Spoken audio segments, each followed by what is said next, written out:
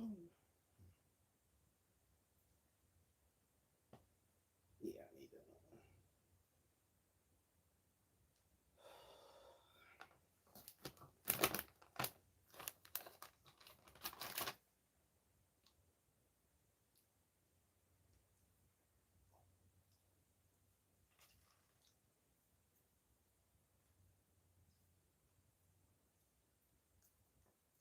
Here to chat when people arrive, if they arrive. If not, I'm chilling like a villain.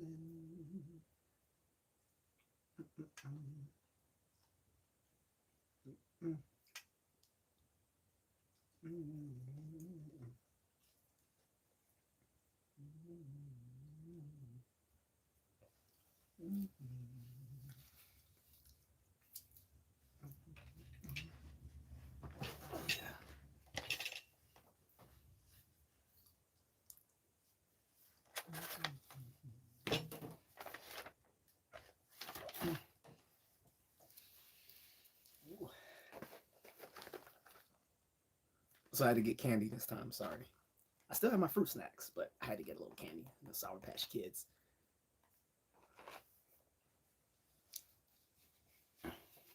Had to do it. Had to do it. Had to be done. Son. For the watch. For Frodo.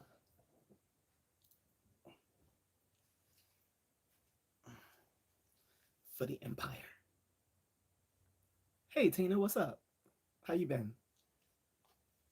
Give me 1 second.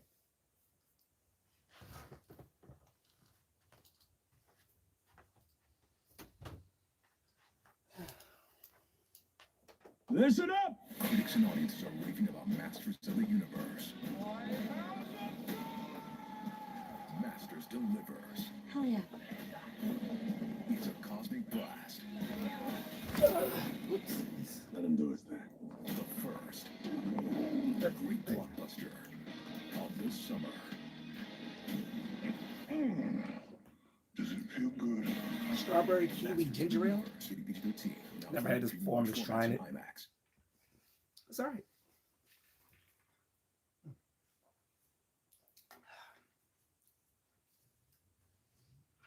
I normally don't drink soft drinks other than iced coffee, but it was, mother told me to try it. So, all right, I'll try it.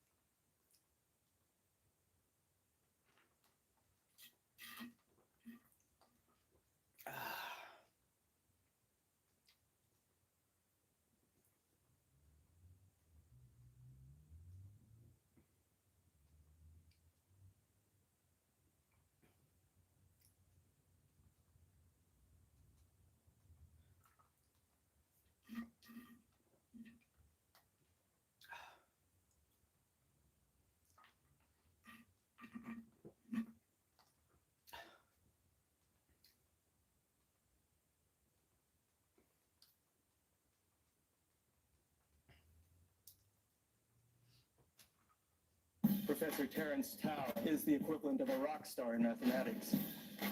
Regarded as the greatest mathematician alive.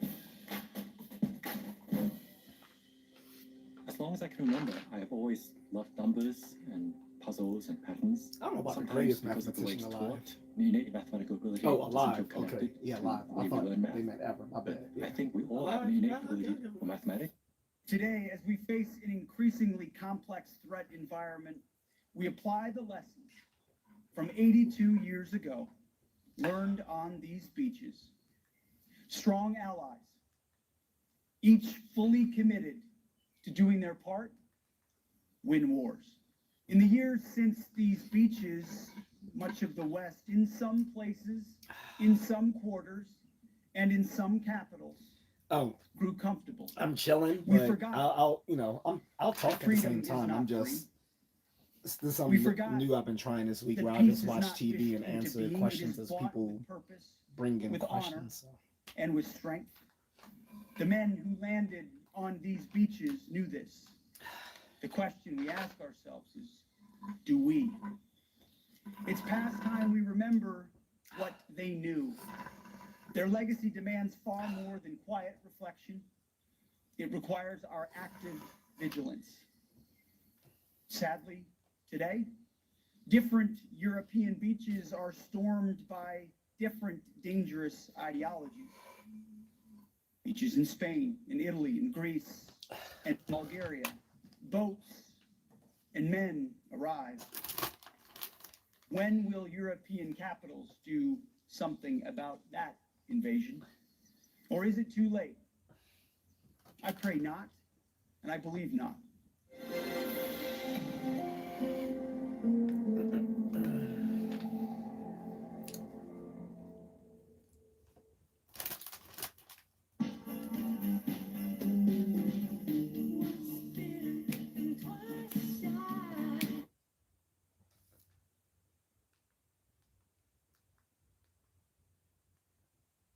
Now welcome to another edition of News from Naboo with Thor's Lightning Takes. And let's get right to the news. We're going to start out by talking about the Mandalorian and Grogu and perhaps a desperate plea to get you to come and see it in the theater. Not seeing that shit. Starting, I guess, yesterday? I don't even want to watch it for free. They're doing something interesting. They know everyone brings their phone to the movie theaters, right? Unfortunately, yeah. Oh, definitely, unfortunately. They're showing the Mandalorian Grogu with director's commentary using something called the Theater Ears app, which is a newer app from my understanding. So they're encouraging you to take your phone out now in the theater? Well, not to keep it out, Sure. but what you do is you download this app called Theater Ears, buy your tickets to the showtime, you open the app once you're seated, and the director's commentary should be playing in your earbuds synced to the movie on the screen. Why? They did this once before. They did this with Project Hail Mary. Oh, interesting. That was a book for... Mm-hmm. I haven't read the book, but it's exceptional. Right. We still haven't seen the movie either. We're not I ready know. I don't want to hear director's commentary You're while I'm lame. watching a movie. Yeah, it was kind of my fault. Especially when it's Little brand bit. new. We were supposed I to can see go if there's something I already dial watched. this all down. So is this a new ploy to get you back to the theater to maybe rewatch? Is this just something theaters are going for to Get have multiple people coming? showings too? I don't know. I don't It know. sounds... Could be either or. Sounds like a Disney ploy more than anything, I think, because this movie has really kind of crashed and burned at the box office. Well, and seeing as the two movies that they're trying this with, Mandalorian and Grogu and Project Hail Mary, haven't come out on a disc release yet, there's no way of knowing if the commentary is the same as the commentary you would get at a home release.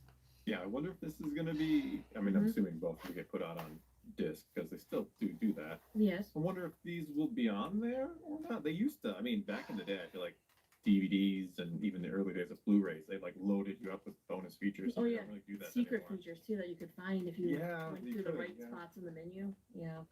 I remember the Lord of the Rings Mhm. special editions. Like, oh my goodness. Commentary on those is fun, but Yeah. they had multiple tracks of commentary. Yeah, they did. I don't, Past commentary I really enjoyed. yeah, it's amazing. About to Those sink into are these the Sour Patch pinnacle of Kids. home releases in my book. All right, so let's move on to another piece of Mandalorian and Grogu news. It has been confirmed now that there is a prequel to the movie coming out. I'm gonna guess a comic book or a book or It something, not like is a a show or comic something. book. Okay. It's kind of weird. It takes place between the end of season 3 and the beginning of the Mandalorian and Grogu movie. It's called Star Wars: The Mandalorian and Grogu: Danger in the Dark. It is the first original comic one-shot starring Mando and Grogu. Yeah, because they did the series. Yes. I think they did the series, They didn't they? in did, comic form? yep. Yeah. Mm-hmm. As we've discussed before, those just aren't worth the money. No, this might not be either. Probably But not. I'll, Yeah. I'll get into this. It's supposed to be set Mm-hmm. As we've discussed before, those just aren't worth them. Comic one-shot starring Mando and Grogu. Yeah, because they did the series. Yes. I think they did the series, They didn't they? in did, comic form? yep. Yeah. Mm-hmm. As we've discussed before, those just aren't worth the money. No, this might not be either. Probably But not. Yeah. I'll get into this. It's supposed to be set just before the events of the movie, but they don't ever clarify what just before is. Essentially, you can look at this as a warm-up mission before the movie. Ooh, exciting. It's not required reading. It's supposed to just add context and enrichment, giving fans more look at the two of them together. This is releasing July 22nd. It's 40 pages long. It's Ooh, going a to be deluxe there. $7 Of at course. the local comic shop and digitally. $7 for like a one-off nothing story. Yeah. Yeah, and don't worry, it's geared towards younger audiences. Oh, it got even better. It's a comic book particularly set for middle grade readers and up. Oh my goodness. Okay. Yes. And I by still think kids care about Star Wars, don't they? and by saying it ties into the movie, what it is because there's Enzellans in it. Oh. The Enzellan That's it? crew. It's an Azellan story? No, no. Grogu and Mando are in it too. Did they fly around on his ship? Do you want the Or Do you want the synopsis Sorry, or yes. not? A hidden danger looms deep beneath the surface of Navarro, and it's up to the Mandalorian Grogu to stop it. Joined by a courageous crew of Anzellan friends, Din Djarin and his foundling venture into the lava tubes underneath the city to defuse a crashed pirate ship, which we saw crashed pirate ships in season 3, right? Facing creepy creatures and perilous obstacles along the way. But with the planet's safety on the line, can Grogu learn to listen to Mando's guidance? No. And can Mando balance teaching Grogu with letting the little guys lead? No. Don't miss this high-energy story full of humor and heart. I might miss it, but I won't because I read all of it. I know. I know you do. Yep. You know what else was weird? They never called him Din in the movie. No. Din Djarin. Yeah. Well, isn't it Din Grogu as well? Din is actually like a surname. Yeah, it's the backwards thing, yeah. Yeah. So his name is Djarin. Djarin, yeah. With a D in front. Yeah. A silent D. It's the silent D. The scariest D of them all. Well, I think there are scarier E's, but let's not get into that. All right, let's move into the video game news because there Yeah. were several interesting pieces that have come out. We did just have the big summer games festival hosted by IGN. First up, the one I'm most excited for, Zero Company. Yep. They- XCOM. Star Wars stuff. They gave a new trailer. Oh yeah. Sending you money for more. What happens in the family stays in the family when you send with Remitly. Just one Clorox wipe tackles up to 50 feet of spring cleaning. From SkinCeuticals, new PTOX cream visibly reduces deep-set wrinkles and pores, even those toxins alone don't treat, and improves skin smoothness up to 30%. PTOX cream from SkinCeuticals. Discover now.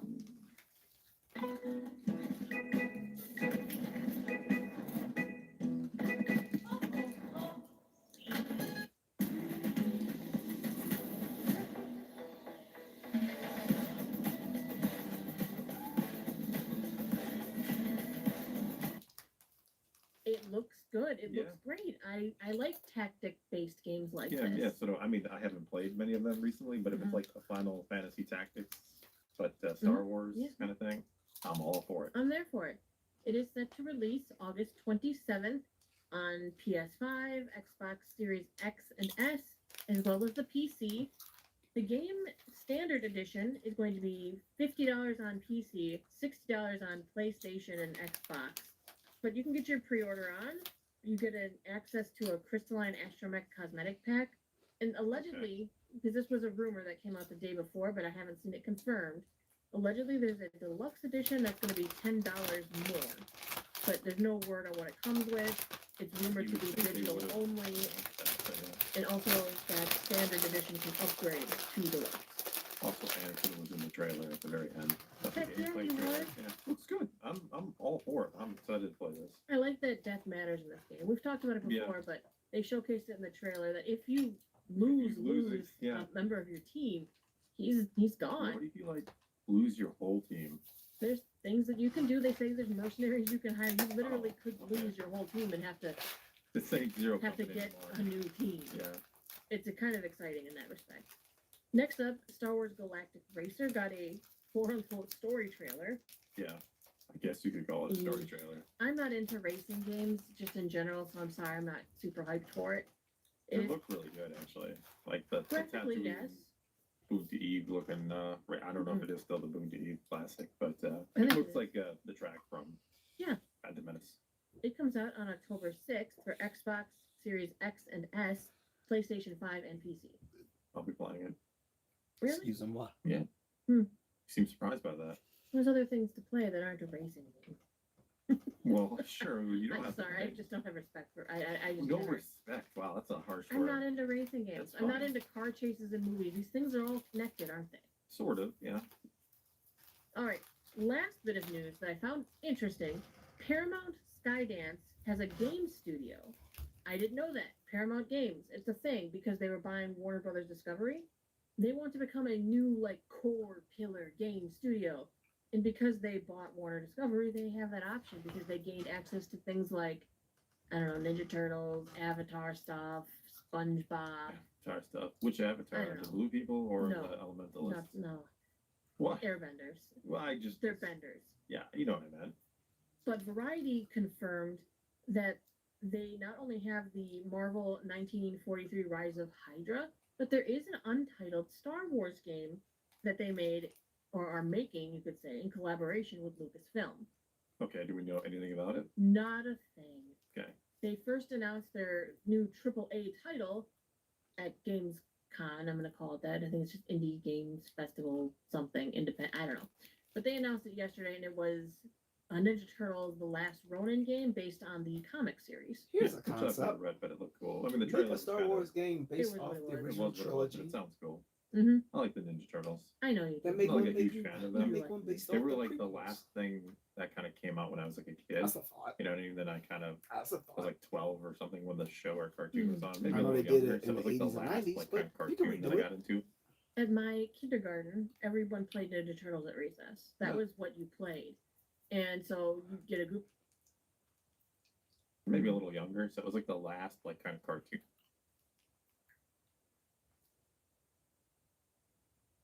that I got into. At my kindergarten, everyone played Ninja Turtles at recess. That Yeah. was what you played. And so you get a group of 4 boys. Every girl got to be April. You just hung out with a group of boys, Sure. and you were the April. Unless you were playing, girl stuff by yourself. If you wanted to play with the boys, you were an April O'Neil, and your job was pretty much to get kidnapped so the boys could come save you. And then the boy that like nobody liked was Shredder. Oh, that's terrible. Well, he's the loner. He's like, I'm Shredder. But then he got to play with everybody, so it was all cool. Who gets to be Splinter? No, nobody wanted to be Splinter. They wanted to be the Turtles. Oh, I would have been Splinter, the wise old rat. No, there was no Splinter. It was Ninja Turtles. There were some Shredders. There were a bunch of April O'Neils. That's what it was. Okay. But that's all I got about Mando and Grogu and Video video games. games. Lots of stuff. Lots of Yeah, news. lots of stuff. Stuff to talk about is good. All right, well, that's all we got for you this time. Your turn. Take to the comments below. Tell us what you think of all the news brought to us by Naboo. And let's talk Star Wars or some Ninja Turtles or whatever else you want to talk about down there. He-Man. Or He-Man. Still. You've been humming the He-Man song all day. Oh, it's Masters so of the Universe. catchy. Yeah. It's a rock anthem. It's awesome. Yeah, it's a good movie. I mean, we discussed it yesterday. Some issues, but it's a good movie. It was made for the kids of the 80s. It's very That's- evidently made yeah. for the kids of the 80s. Yeah, exactly. So good times. Good Good days. Anyway, thanks for watching. You're shopping with blinders on. It's a meat gold mine over there. Premium cuts, that's premium cost. Grass fed. Something new in every aisle. It's an Aldi thing. The Nissan Armada. Everything worth doing is worth overdoing. Nissan, #1 in new vehicle quality. All right, he's a Democratic senator from Connecticut, author of Crisis of the Common Good, Senator Chris Murphy, and she served as U.S. ambassador to the UN under President Obama. Ambassador Susan Rice is here. Okay. I'm going to announce right up front, this is going to be a short one because the Knick game starts in 20 minutes. I have waited since high school and never wavered on the Knicks. High school. Good luck. What does the panel think of the recent shakeup at 60 Minutes? I'm for it. Good night. No.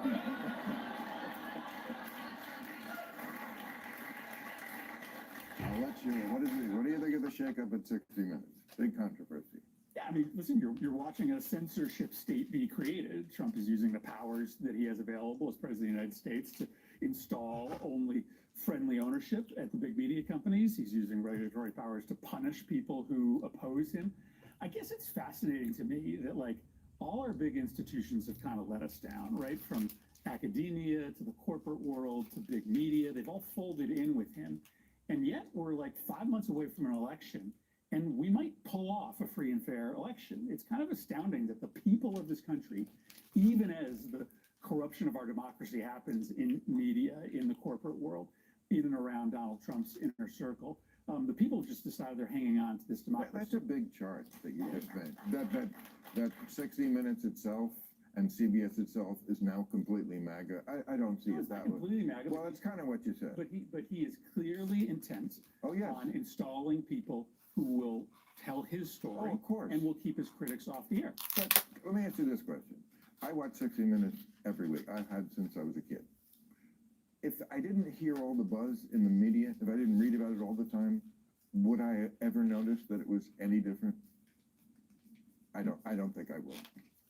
Yeah, it's not just 60 Minutes, and part of it is you don't know what they choose not to. You don't know what they choose not to air. That's true too. Part of what the allegation is that they are killing stories that would be embarrassing for the president. So it's hard to know what you're missing in a censorship environment. But I've seen ones that are not very favorable to the president. Yeah, that's what I'm saying. I don't know if I would have noticed any different if I had been reading about it. Also, I just don't think being a 60 Minutes correspondent is that hard. I don't feel like Scott Pelley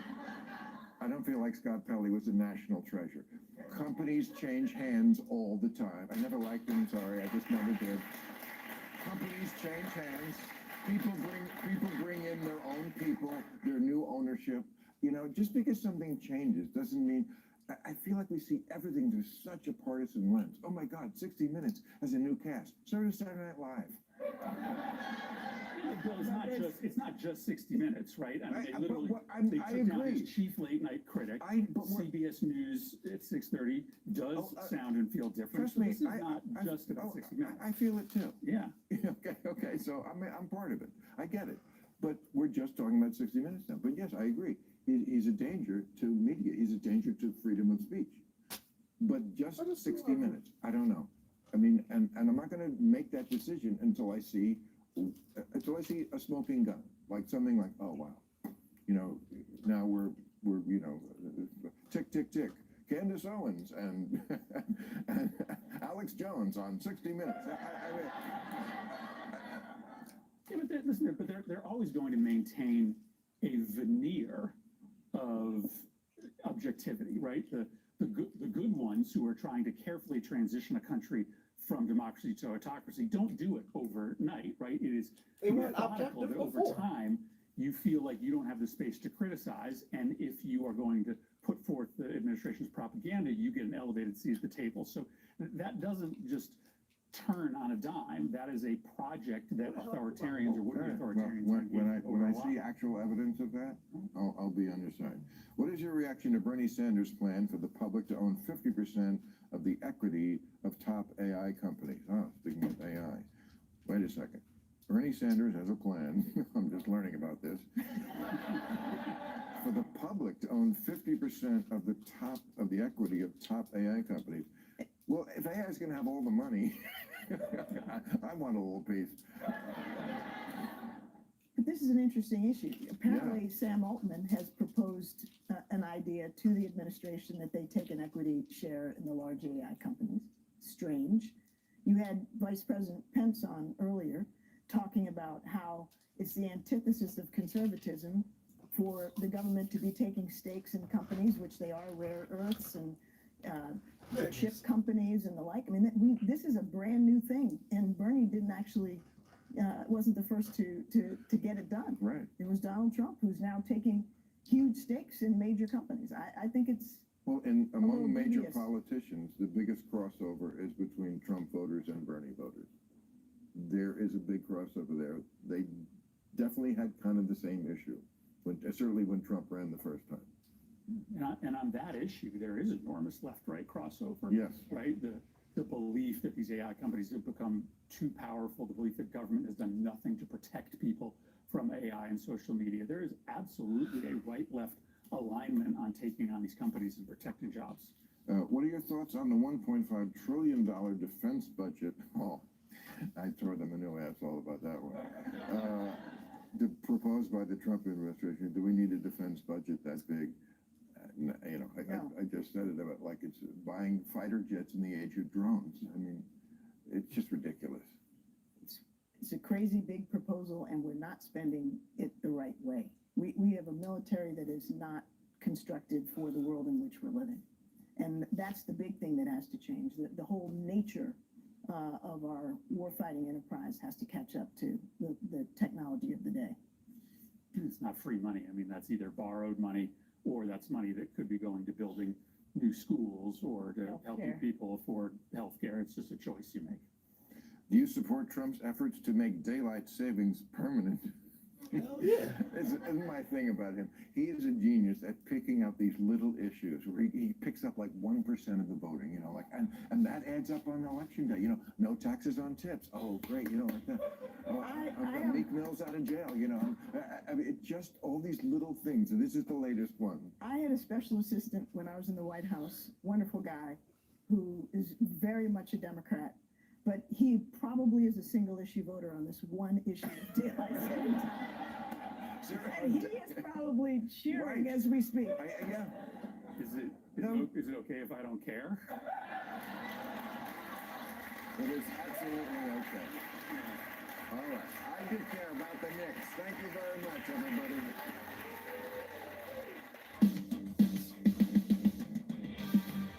Do you want us to care about your shit? Schmuck.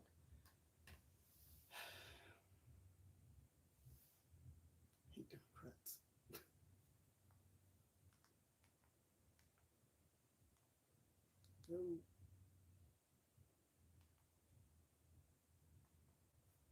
Finally, new rule. Congratulations to all the people who graduated from college this month, last month. Yes, it's commencement season, the time of year when college kids make the transition from campus life to their parents' basement.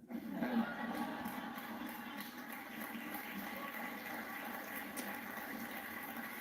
I just want to say congratulations, you did it.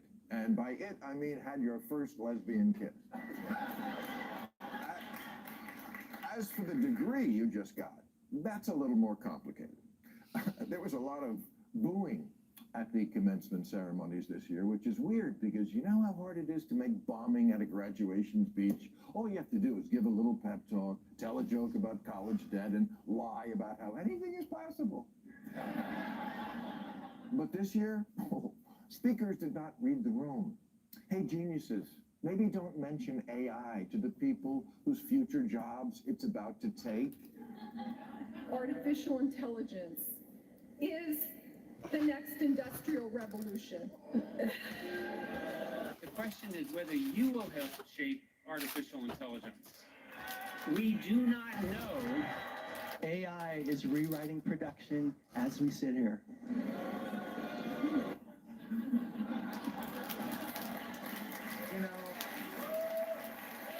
And I gotta say, the kids are right. They're right to fear that in the age of AI, that degree they're holding is about as useful as your unused miles on Spirit Airlines. And really, isn't that the big question we should now be asking about education? Now that you can get the answer to everything by asking your phone, why are we going to college at all? Anyone? Bueller? Anyone? Rahm Emanuel, who is definitely not running for president, just released his 5-point grand bargain plan for higher education, as private citizens with no political aspirations often do. Rahm wants to make college great again, cheaper, faster, more accessible. It sounds exciting and looks good on a campaign website, but it's a little like buying manned fighter jets in the age of drones. As it is, only about 35% of graduates get a job in their field of study. And now with AI, English major, AI can write. Computer science major, AI can code. Music major, AI already has songs on the charts. Philosophy major, AI can learn to write names on coffee cups.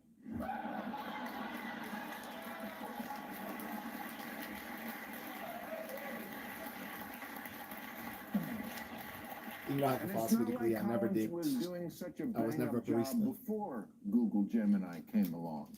600 desperate professors from the California university system just signed an open letter to let people know that a lot of the kids coming into their college classroom have to be taught middle school math.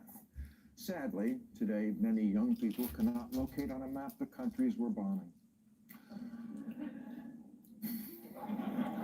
Fox News sent a reporter to the beach on Memorial Day to find out what many typical young adults know.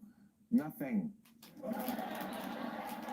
Not even what the holiday means, not who we fought against in our wars or why we fought them. World War II?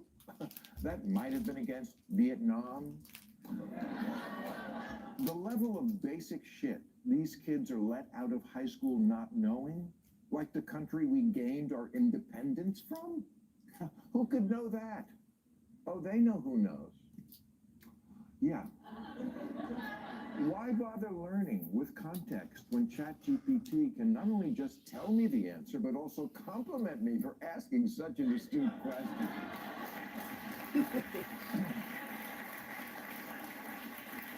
Yeah, that's the one thing the robots figured out early on. We're less likely to oppose them if they're always acting like they kind of want to fuck us.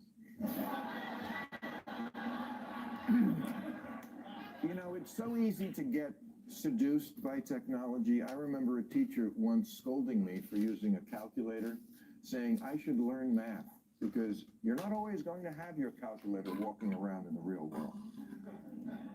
Except now I don't have to know math because I do always have a calculator when I'm walking around in the real world.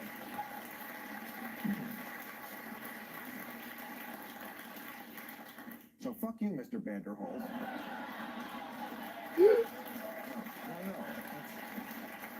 No. His point was not wrong. The calculator disabled a part of my brain.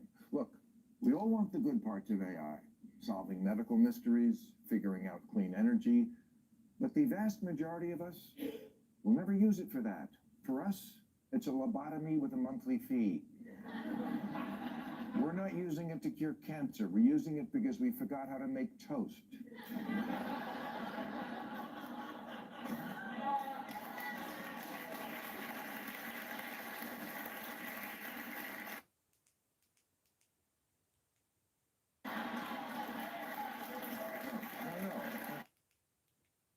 Lobotomy with a monthly fee.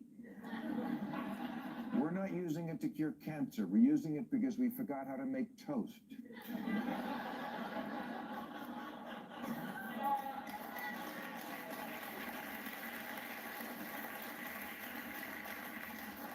We emptied the kids' heads by letting them out of high school without knowing anything, and then, what a perfect time for robots to come along and say, no problem, I got you.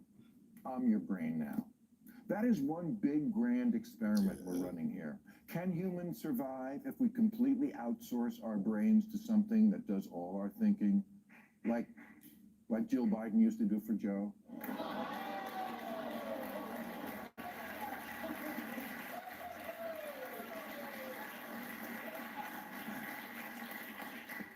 Fake laugh machine. Now, I'm no commencement speaker. They wouldn't let me near that podium, but I do have a message for the graduates, and it's this. You are not wrong. You do face an existential issue here, but the good news is it's one completely in your power to fix. Are there issues that college students in the past faced, like ending the Vietnam War, or civil rights, or climate change? They all involve having to convince the older generation to do something. This one's all you. You are the AI generation, and you only have to convince yourselves. I think it's great that you have this instinct to get involved and take up causes, and many are worthy, but get serious. Your issue shouldn't be Zionists, or trans, or plastic straws. No, your mission, should you decide to accept it, is to fight for humans and make sure we're not completely replaced.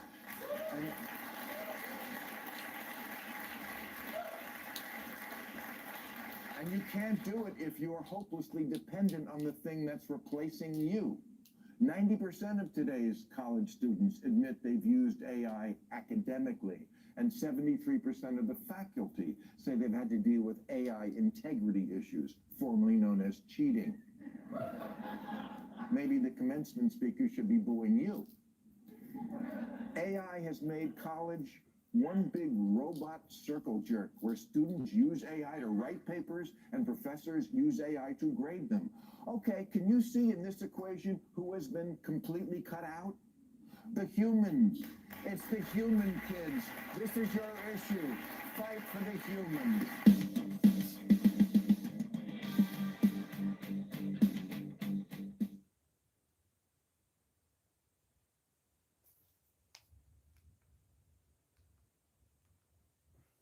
I mean, it seems like so many things we could come to some agreement with the middle, like January 6th. Like Trump pardoned everybody. Could we say that, yes, some people were there just for reasons of who knows? They weren't exactly tourists, but they weren't having horrible intent. Other people, can we say some bad people were there? Like the ones who wanted to hang you? Can we say those were bad people? Bill, I made it clear. I had no problem with the president pardoning people who got caught up in that day, but for anyone who assaulted a police officer, anybody that violated and vandalized the seat of our government and sought to disrupt the counting of electoral college votes, those people never should have been pardoned, and they should never get a dime off that. So, no ill feelings about the hanging thing. I get, Did you ever fear for your life? Did you actually fear that that could happen? Well, to be honest with you, I never felt a greater sense of resolve any day of my life than on January 6th. I've often told my kids the safest place in the world is to be in the center of God's will. And I really knew I was where I was supposed to be, doing what I was supposed to be doing. Under the Constitution, the Vice President's role is only to preside over a session of Congress where the Electoral College votes are opened and counted. That's it. And no Vice President in history had ever asserted any authority to decide what votes to count or send back to the states. And so I knew my duty was clear, and I'll always believe by God's grace I did my duty.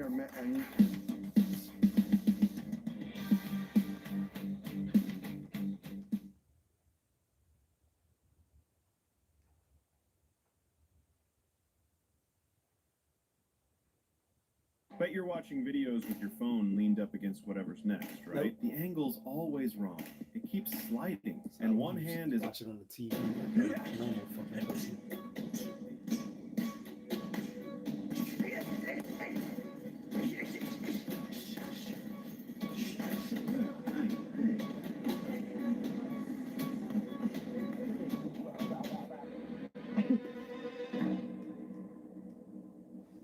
A comment I get a lot from people who watch my videos is, man, I wish I had a sparring partner like that who is controlled and technical.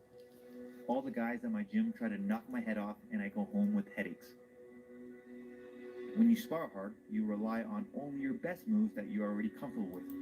So you're not really leveling up or evolving as a fighter. Technical sparring is how you get better. By trying out new moves because you can. There isn't any consequence of getting hit hard if you mess up.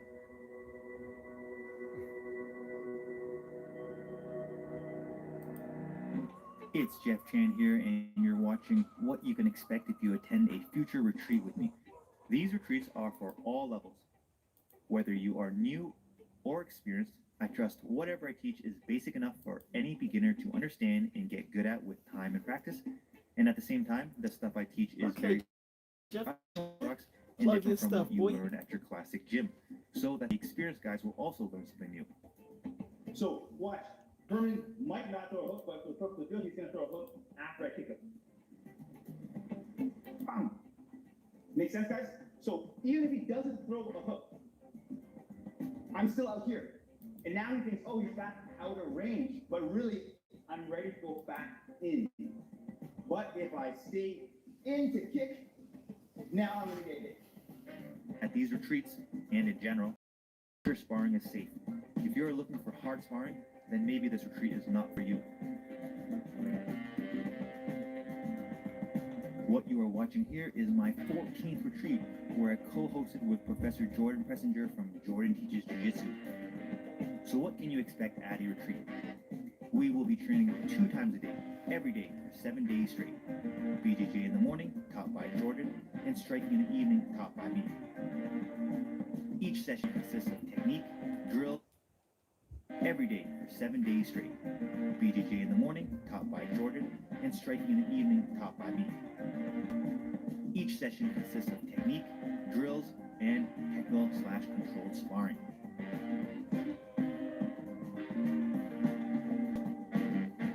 That's like defensive, that's really good. But we can also attack their arm too. So if I'm here, if I can get his hand, if I can get my hands together and start lifting my shoulder up, and now I can start going for more for myself. It's a really cool and effective thing to do.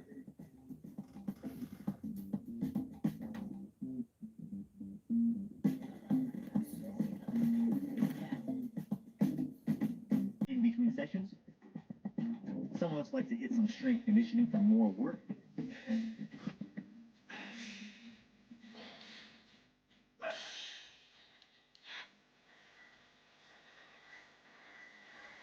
Every retreat, I like to find a new destination, and this time we are in Nice, France.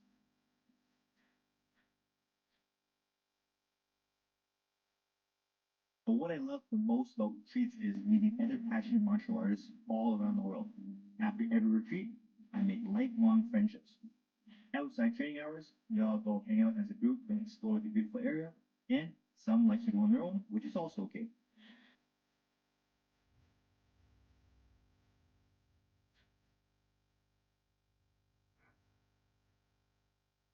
I don't really go for my own, so I can do my own thing because I don't want to be with a bunch of random people I don't know. If you're interested in I'm not attending the training. next When I'm not retreat, you training, can check out the link I in want the to do my own description box thing. below. I'm not trying to be with a bunch of random people I don't know. I don't know what they want to do. Probably some dumb shit that I don't want to do. Nah. Yeah, no, actually, I have 4 kids. Damn.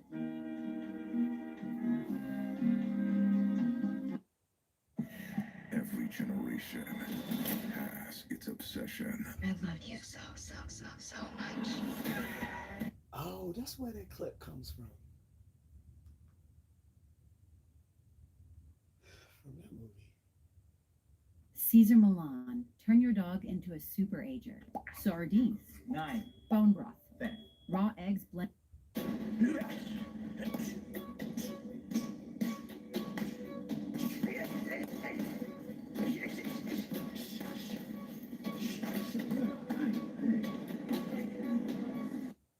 In the last month or so, Mediocre Tutorials and Reviews took a month sabbatical over to Thailand, and he has released a series of videos to the public about his experience there, some of his gripes that he had in America when it came to quality of life, dealing with certain women and things like that. And to be fair to him, most of the commentary that I saw across all of the videos, about 10% of that had to do with dating or having relations. Thank you to Novium, the team behind the Hopper Pen, for supporting PBS. We've been looking for messages from the stars ever since Frank Drake pointed the Green Bank radio telescope at Tau Ceti and Epsilon Eridani 65 years ago. He saw nothing that couldn't be explained by natural causes, nor have the much more extensive SETI surveys conducted since. So maybe... Well, it's weird. It's like 2026 is actually giving us some decent stuff. It's crazy. Yeah. I know. Better yeah, before we get the Odyssey. Well, also, I mean, we've been halfway through the year. You'd think we'd have more wins by now. You know, we're getting into the summer movie season, so this is like when it actually starts to matter. Are you looking forward to that? Like, yeah, we're about to get all this shit. On the subject of that, actually, on not so good movies. So they were doing some calculations apparently for Supergirl, and the claimed budget for this is 175 million. I don't believe that. Sure, Jan. Without This is- marketing. Without This is marketing. by a deadline. Apparently, then the break-even point is 315 million because I guess they don't spend any money on marketing with this one. No, nor they understand how the foreign box office works comparative to the domestic box office. They couldn't even get that bit right either.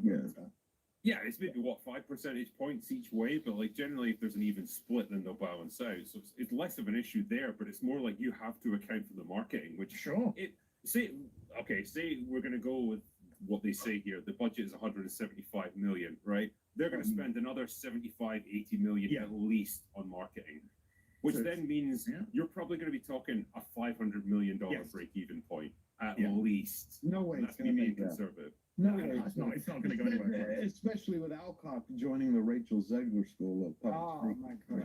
my god. So many of the comments have just made me check out more and more from this film. The marketing has been terrible, and the trailers haven't been great either. I did have hope and interest for this film, but the more I've learned about it, the less I give a crap. I never liked the way she was at the end of Superman. I just don't like that version of Supergirl. I don't think anyone does, really. I'm not sure it's meant to appeal to. The movie needed one more stab at Superman. there wasn't enough emasculation of that guy throughout the whole movie. No, I'm just surprised why they didn't pump more Lobo into it. It seems it would have helped it. I mean, would it really though? It's like Lobo's I big don't know. amongst comic fans but for general audiences. Yeah. You know, it might boost the comic, comic followers, but your average person walking down the street has no fucking clue. Gotcha. Good point. I did like the Funko Pop they produced to like promote this movie. Why are you too happy in that? What are you doing? Oh man! Is anybody looking forward to Disclosure Day? I'm interested. I heard it's supposed to be like this quiet sequel to Close Encounters. I thought if that's true, they should have just marketed that to bring everybody who loved that. I mean, people are saying it's Spielberg's best movie in 20 years, which is like that's a low bar. But West Side Story. Well, I mean, hey, if it's great, I'd love it. I'd like a return to form for Steven Spielberg because it goes without saying he's one of the icons of Hollywood. But I was listening to the Williams score. It's pretty damn solid. I liked it. Yeah. When does it come out? Disclosure Day? June 12th. Yep. Oh, so it's not far then. Soon, yeah. Not far off, yeah. It's one that like I feel hasn't been talked about all that much. Like the hype has been around other things. And Disclosure Day just hasn't had all that much. I don't know if I don't know, at this point Spielberg's just considered like not as big of a force in terms of like getting butts on seats or what. Well, he only puts out a movie every couple years. It's not like when back in his heyday when it was every year there was a Spielberg movie. They were all doing fantastic. So there's a lot of downtime for him now. Obviously he's older, so that makes sense. Yeah. West Side Story was the last one, I think. I was gonna say, yeah, he didn't exactly cover himself in glory there. Especially when he took credit for introducing Zegler to Hollywood and us. Thank you, Steven. Yeah. Anyone see The Fablemans? Nah. Wasn't it a bit of a circle jerk or something? Like, you know. That's what I've heard, but I've also heard it's pretty good, so I don't know. I want to go deeper and skip small talk. I'm pure, you don't wait. Here, we skip to the good part. When you're the sickest, the hospital monopolies hit you with 300% markups. Big Pharma. 3 words you never want to hear from your doctor. You have cancer. When patients are fighting for their lives. Watch back Yes, I just the had some other day, Sour surprised Patch at how good Kids it soon. was. It nails atmosphere. The cinematography reminds me of The Shining. Only thing that was a little silly was the pirate monster. That brings me on neatly actually to what I was going to talk about. Like the movies that are currently dominating the box office are Backrooms and Obsession. 2 low-budget horror movies, like Obsession definitely. That's currently sitting at 161 million worldwide on a budget of $750,000. And Backrooms is now already, because it came out a week later, 134 million worldwide on a budget of about sub $10 million, I believe. Wow, it's a good time to be making horror movies, buddy. Horror movies have always been very profitable because it doesn't. I mean, they can be like they can flop, but like if they do flop, then there's less money at stake because they're generally not that expensive to make. Why are you having a go at Chris Chapman? Hey. Why not? It is funny, all these YouTubers like Markiplier with Iron Lung and then, Backrooms and stuff, like all raking in crazy amounts of money, and Chris Tuckman's just like, oh, I made a movie too, What about those damn YouTubers making movies that no one's paying attention to? Yeah.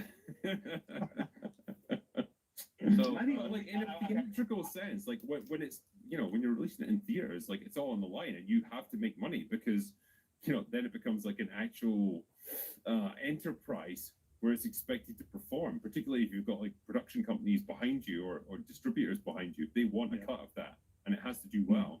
Obviously, these movies have done insanely well. In fairness, A24 doesn't seem to give a shit about profit. So they're okay with losing money, apparently. Well, they pump out so much content that like what they do make that is successful overrides everything else. A24, like on the roulette wheel, they say what number and they say yes. They just put every bet down. So. Well, ask this. Oh God, I'm sorry. No, the Wednesday's in for Obsession, so it's now up to 166 million worldwide. But what's even crazier is that we're in the third week of Obsession now, and the Tuesday was up 4% on the previous Tuesday, which was up 52% on the previous Tuesday. This is unprecedented, almost. I've never seen this before. Never. And how much is Mando at now? It's a nobody cares. Stop bullying Star Wars. Wait, hold on. It must have crossed 200 million. It's about 230, I think, the last time I looked, about 230. Because I had 10 months ago, we never crossed 250. It's funny though, because I feel like both Backrooms and Obsession are two different versions of success. So Obsession is almost pure word of mouth, everyone telling you, hey, go see this movie, it's fucking awesome. Backrooms was like this great, what the hell is going on, advertising campaign.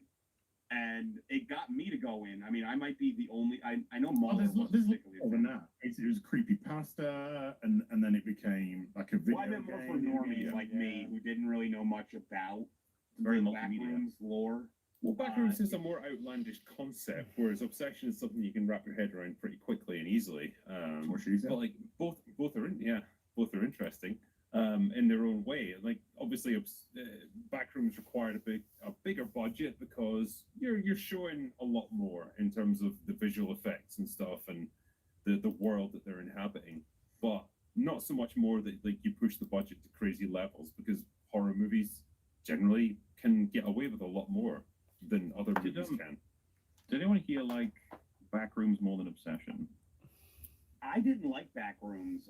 I think you and me had that discussion. Like I thought it was missing a huge chunk from the middle. I agree. And there was the heel turn was not earned. There's a lot of problems I had with the first half of Backrooms. I really loved the ambiance, the cinematography, fantastic. It just didn't pay off what it was doing. I actually thought that it was a misstep, the prologue. And it felt very Hollywoody to be like showing us someone in the back rooms immediately and something going wrong and being all spooky. I was like, oh, I thought our first arrival in there was going to be like a end of first act, beginning of second act sort of thing, like a big old payoff. But I guess it's the kind of thing of like, this is what you're going to be getting later, so please hang on while we give you all the introductions to characters. And I was like, oh. Well, there was also the like random protagonist flip too. They just out of nowhere they were like, okay, well now this is your protagonist. Yeah. But the big thing for me is, I guess this could be a Marmite situation. The pirate did not work for me, man. That looked horrible. That might have been, that may have topped, what was it? Romulus, Alien Romulus is the worst. Alien? I guess yeah, worst. I don't know. It's not an alien, but the worst creature reveal I've ever seen.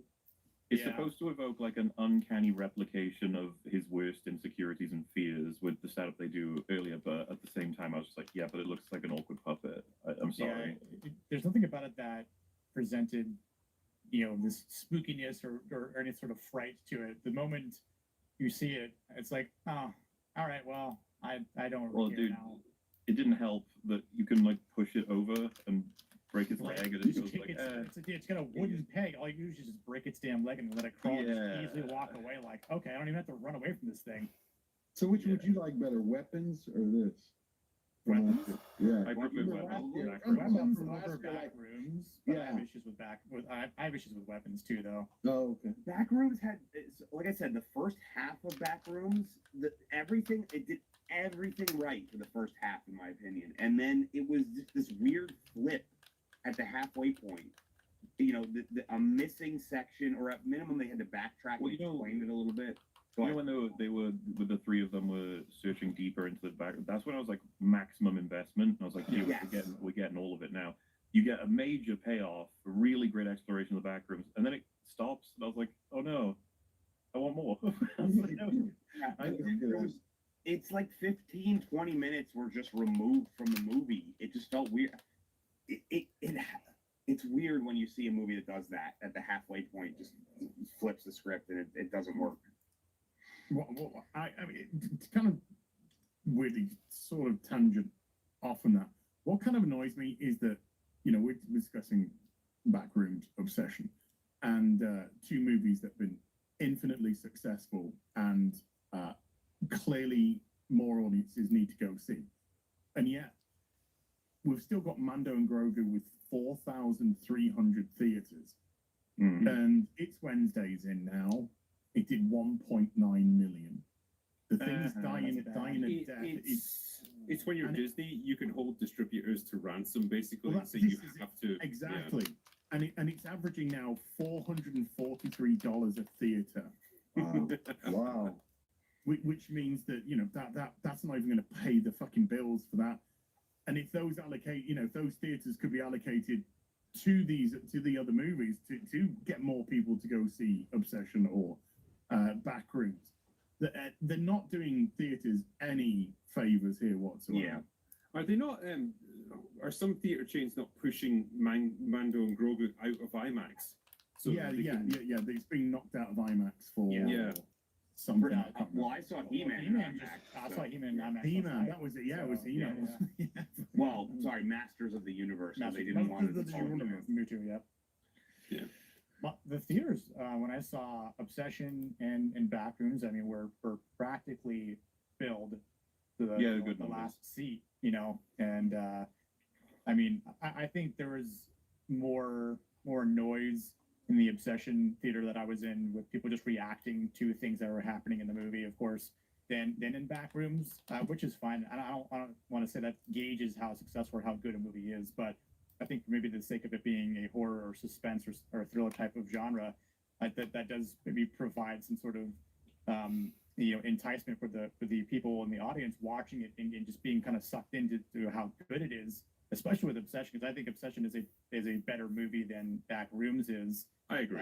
And like, again, better than Weapons too. But I'm pleased that both of these films are doing so well, though. Like, as you say, I would agree that Obsession is probably the better movie. It's more artistically interesting overall.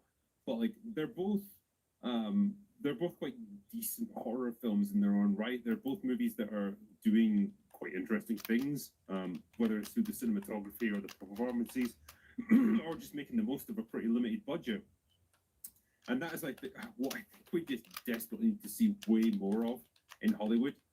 Clearly, these big, like $200-300 million wannabe blockbusters are not working anymore. The Mandalorian is a perfect example of like the end result of this blockbuster chain of thinking within Hollywood, where it's so corporatized and safe that it literally does nothing. Yeah. It's a movie that's just essentially, it's got no substance to it at all, because it's so terrified of doing anything controversial. And so there's no point in even watching it. And so it's just a complete like lame duck in terms of investment. But you pump something like $10-15 million into something like Backrooms, where you can produce a very visually interesting movie with an interesting concept, realize it well on screen. And if it doesn't do great, you've lost what, 10, $15 million. It's not the end of the world, you know, and you can afford to take a lot more chances on much more like artistically ambitious projects like that. Well, that's what I I would do see. think- That's what I think everyone needs. Trigger, I do think that a lot of we as humans, we crave watching people take risks. You know, it's the same thing as rooting for the underdog. You know, we want to see someone go out, put themselves out there, and if it works, it works. Yes. And you know, and I'm hoping that that's the future. I'm hoping that we get, like you said, we get away from that sanitized corporate bullshit. Because well, look at Markiplier. Yeah, look at Markiplier. He invested, I think, his own money, like what, $3 million of his own money into getting Iron Lung made. And it was a gamble, a big fucking gamble. It paid off in his case, but like, as you say, because he was willing to put his money where his mouth was and like actually make that attempt, you kind of you subconsciously just want him to succeed because it's like, man, that's just a guy. It's not a big corporation. It's not a big studio. It's just a guy taking a risk. Yeah, there's something about that with human nature. There's something about us watching someone be like, you know what, I'm putting it all out there. And Well, you want the underdog to always win. I mean, Exactly. that's that whole Rocky thing. You want, back to Rocky. That's the hero's journey.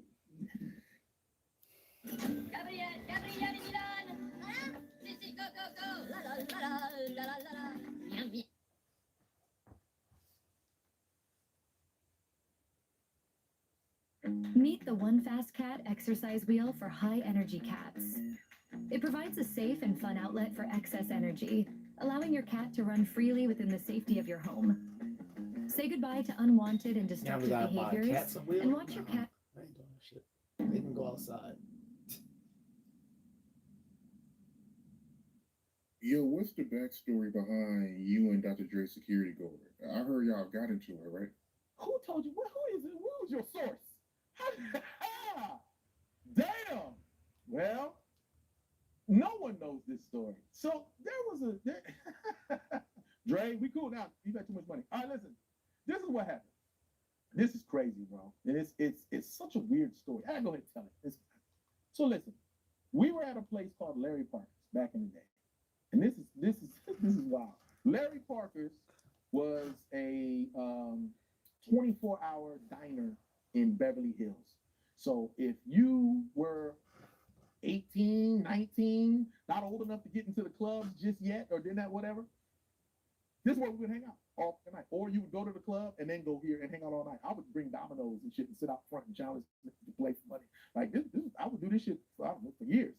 And one night we were in there and it was me, my homeboy. Now we're like 18, like that, 18, 19, something like that. And we had two girls with us. And we were talking. He's about to say two hoes. Came in. Everybody, all the celebrities would come in. And he was there and he had, a couple bodyguards with him or whatever the case is. And I said some dumb shit. But the crazy thing is, it's packed. There's a bunch of people in here. But I leaned over and I said, what do you think Dr. Dre would think if I took this balled up piece of paper and threw it at him? And everyone laughed, or like this napkin, right? It was stupid, but it was funny to us. And we laughed. We looked over, we laughed. I looked back again and then they was staring right at him. I was like, oh shit, he's looking at us. Isn't that crazy? And he stood up and sat on the booth and hunched over, was looking like this, like, what are you little niggas laughing at? And I was still like, this is getting crazy, right? And he started walking over. It was like, what's so funny over here? And I was like, serious? And his bodyguard was like, yeah, you don't laugh at men. We grown-ass men. And went and reached and mushed me out the fucking little booth. And when he pushed me out the way, right, I grabbed like a chair or some shit. And before I turned around and I saw what happened, my homeboy stood up on the stool and was barking at this big-ass security guard. My homeboy was skinny as shit, but he was like, what you gonna do? What? He bang, telling him I'm from this and that, blah, blah, blah, blah, blah. He barking at this security dude, and I think it just shocked him. And he just looked at him like, oh, you think you something because you taller than me? He said some weird shit. And then the security came in, the other people came in, Larry Parker himself walked over, and they kicked Dre out. We was like, yeah, leave. But it was so weird to me that they was with us. We were just some little kids. And that was the end of the little incident. That was it. They drove out. Sure, Dre don't remember this shit. He probably probably, if he chance sees this, he'd be like, that shit never happened. It happened. Next time I saw Dre was about 6 years later. I did Baby Boy. I did me and Angel Conwell were romantically involved for about 4 years, right? And she had a new movie called The Wash, and that's my girl now. Now come on now, I was doing my thing before I met her. This girl, that girl, you know what I mean? And then we got together. It was like, all right, it's us. We gave it the old college try, right? So, you know, we talked to each other every day. I was full cupcake and cup. Look, this my like, you know what I mean?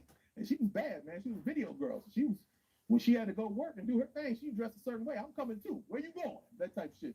She's like, well, I got this job on The Wash. I'm doing this. Oh, congratulations, baby. Yeah, Dr. Dre is snooping everybody. I'm like, good shit. She said, yeah, we filming at a car wash. I'm like, makes sense.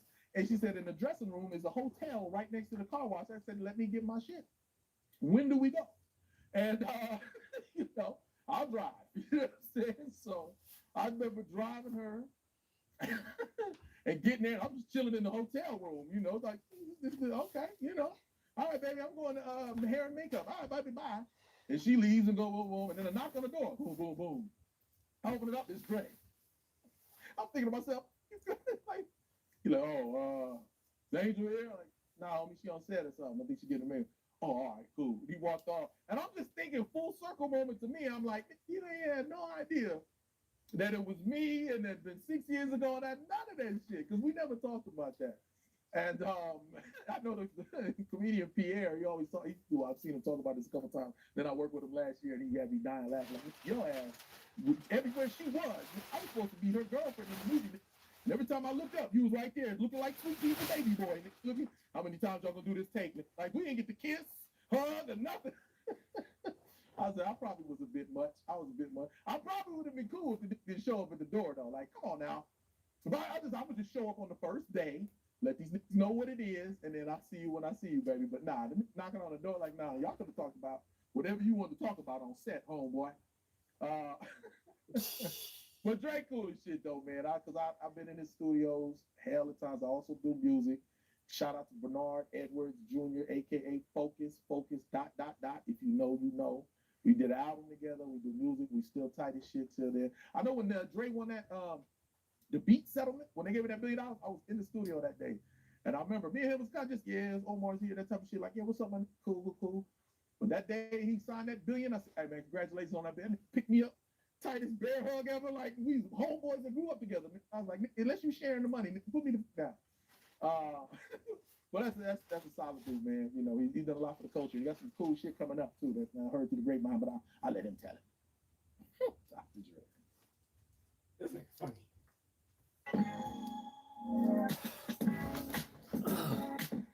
Still 0 people watching. That's exactly why I don't put any effort into this shit anymore.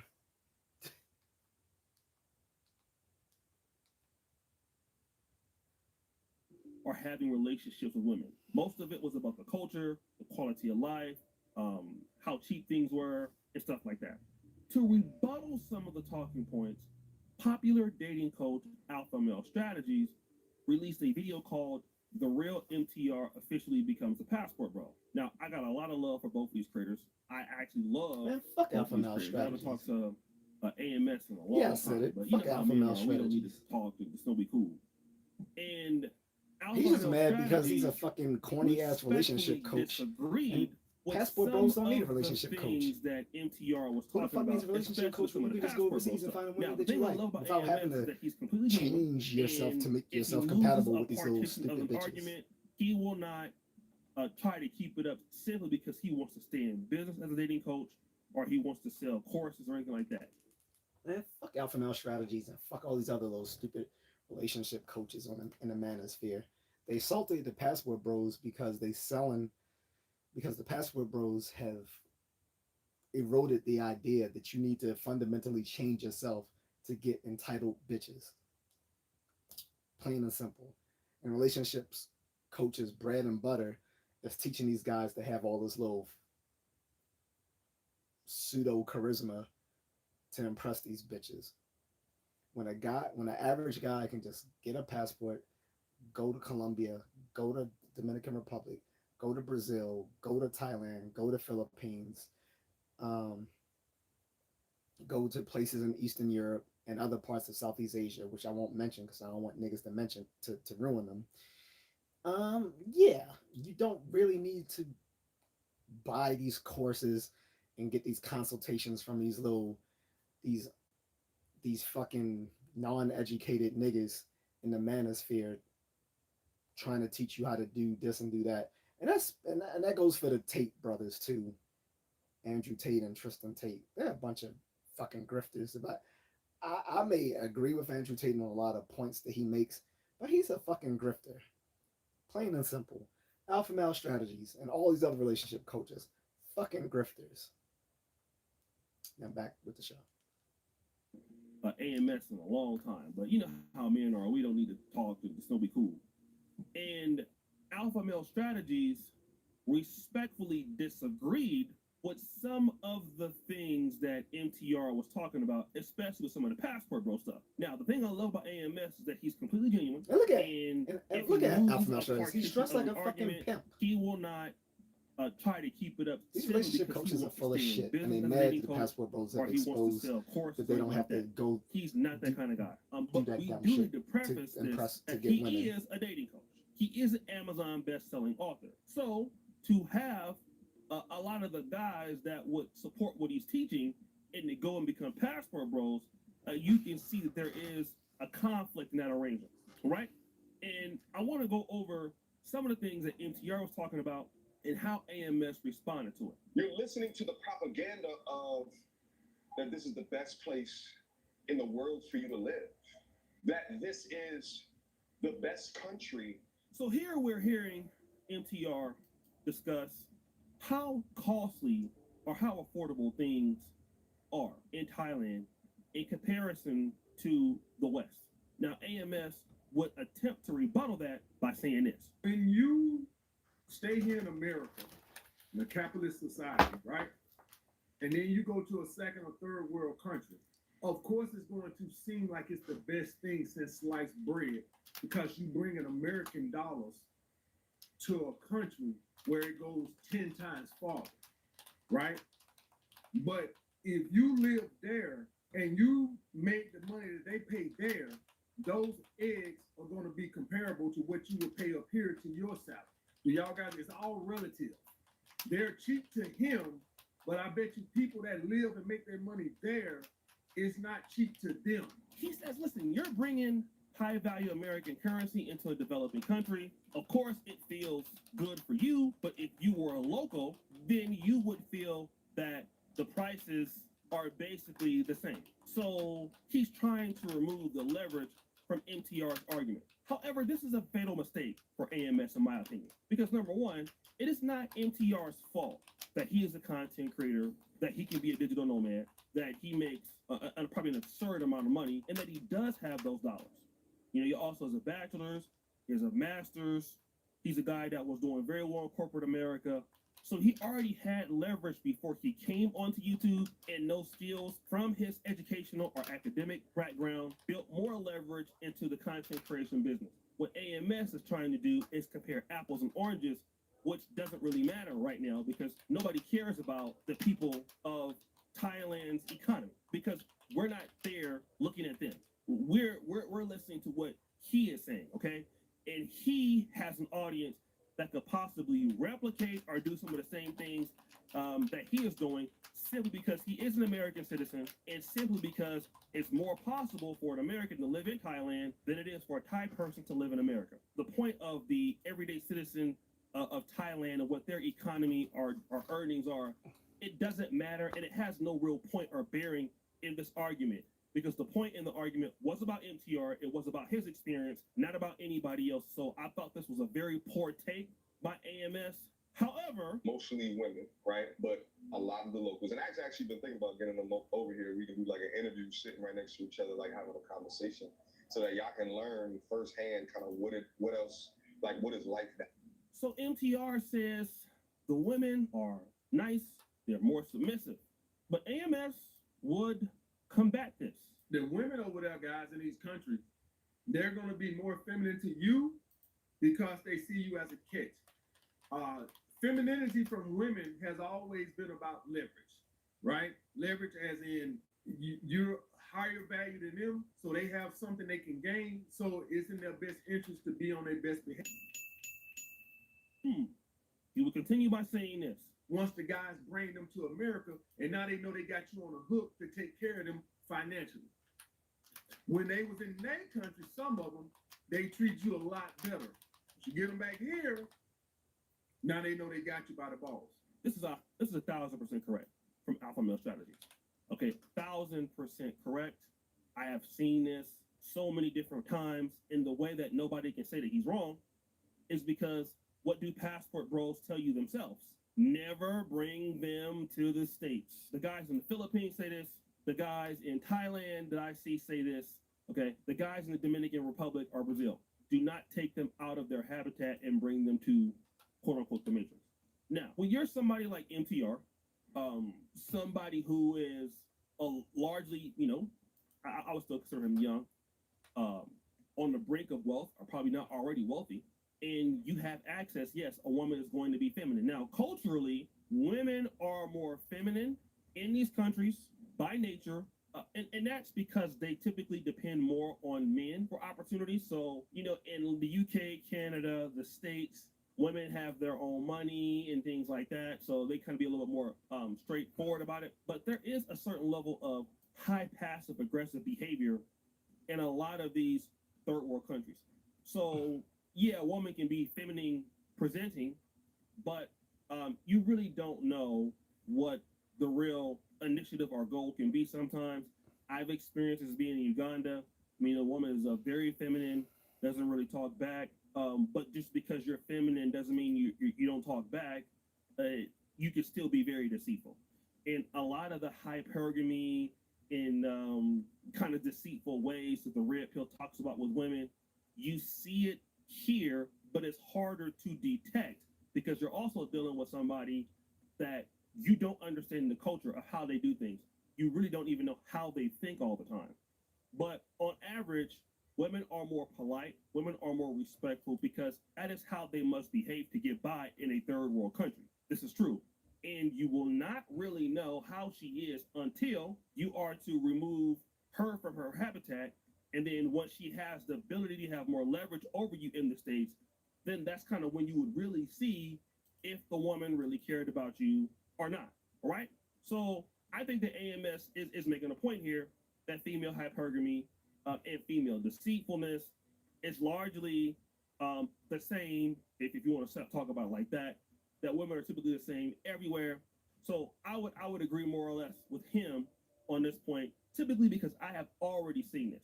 MTR would also go on to talk about the people of Thailand. Walking around these streets and feeling ease, peace. I'm looking at all of the people smile, laugh. So people laugh a lot, people smile, things like that. AMS would attempt to counter this by saying this. That's because you can't miss what you never had, guys. Do y'all guys understand? I probably shouldn't use this reference, but I am. A lot of the slaves that were born in America, guys, they had never been free. So the hardest slaves to manage were the ones that they bought from Africa, right? The ones that were born here, they walking around smiling, master love me, but the slaves they bring from over in Africa, they bucking and acting wild because they had experienced freedom. This nigga is so fucking stupid. So he says the reason why the people are who they are or like they are is because you can't tell miss when what they never had. You can tell when a content creator has no higher education. They just sound again, it's a very clever way of your attempting boy to is get this point educated, across. so The problem is that the point that Alpha he's Male using Strategy has sounds no bearing illiterate as on what fuck. MTR is talking about. Because if they And never miss what they it's never obvious had, that Alpha Male then Strategies to doesn't MTR, travel. He's who's just a experiencing salty that, ass dating that's coach all that matters. that no one gives a that fuck you're about nice. anymore because That's all people that can matters, travel now. that you're friendly. And unless all of those people On top of that, are even going the to guys go who live don't United travel States and are then like, come why back the to fuck should I Thailand, need to build then it myself? doesn't I ain't matter. doing all that This was a bullshit. point that was I'll just trying go to cover to territory that wasn't another really there. ethnic group's It had community no bearing and date on the argument. and date the women there And again, who like me. I think that he was really trying hard to make the case. Alpha Well, male if strategist Thai can't people put together were a there, rational if argument they- because but he's they're not So educated. He sounds it stupid. was a fit, He's we would all dressed be like a drunk, broke pimp right? from the 90s. And you know, AMS would make some really other good points Fuck him. in this video. Not all was lost. He's a smart guy for No, sure. he's not. He's he was not talking smart. about Bullshit. listen, you know, He's not a lot smart. of people He's clearly not smart. are burnt out because clearly they're not on the 9 to 5 Clearly hamster not. wheel. And this is something he's talked to me about it. I mean, AMS did a really good thing. He's the one that put me on the S&P 500. I'm so thankful for that. That was in 2021. He talked about how guys are burning themselves out. And, you know, you could experience that in any country. I mean, like, I'm in Uganda, and I work probably more than I ever have in my life. And in that burnout, you have to bear that out with, you know, hobbies or mindset rather than blaming the system. And that's a point of contention that you just can't argue. That's also a strong point by AMS. However, what AMS has to understand is that for some people, and I can talk about people that I know that have went to professional school in the manosphere or in manosphere related genres. Somebody like myself who went to medical school. Somebody like the lead attorney who went to law school. Somebody like MTR that went to business school. So now by the time you come to YouTube as a content creator, you're already burnt out, okay? This is just another, you know, challenge. And so it would be different if he was starting on YouTube, but you're talking about midterms, final exams, group projects, in his case, the GMAT, the MCAT, okay, the LSAT. You're talking about looking at other people in other majors, you know, enjoying themselves on the yard, you know, having fun, because they study business administration or communications, and yet you're in the lab because you're a math major or you're a science major. I said I was gonna stop. And so talking trash everything has about been a struggle literally since you come out of high school. You know, That you've dude's been just fucking working annoying. your entire And he talks life. shit about Passport Bros So in the then, past too. when you this is not combine like the that first with time. some of the issues with the dating market, combine that with some of the issues Like, all these in people America, who were like you friends combine of that with all Kevin of that, a lot Sanders of are like guys a just bunch get of tired because a they lot of have them are just literally been fucking on this lame as path shit. since they've been like 16. Like literally that was me. I have been working all of my life, and so I can pretty much attest that MTR, the lead attorney, are similar in that regard. And what happens is, at a certain point, once you have kind of made up your mind, you can get to a point where you just need a different reset. Okay? You just need a different change of environment. And that's kind of what happened with me in 2015. I got into a different environment. I left Sacramento, Del Paso Heights. I was able to come to Poland, and I did the best I've ever done. And sometimes I'm here in Uganda, and then other times, you know, I happen to go to Rwanda or Kenya or Nigeria, and then all of a sudden I have a change in environment, and that change of scenery, whether the place is better or worse than what I came from, it's inspiring, all right? And this is the reality. So that's kind of how I look at it. I understand what he's saying. I understand what, you know, what he thinks. But that's kind of how I feel. So guys, what do you think? It's your boy, OCD Jackson, back at it again. Another episode of The Celebrity Junk. Appreciate you for all you use. Heard the bell. We're out.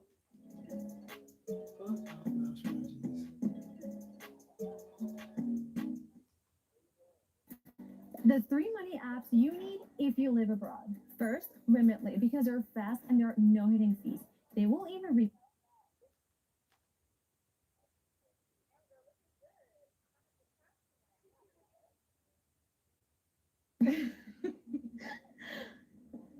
Wait, how old is she? I don't know.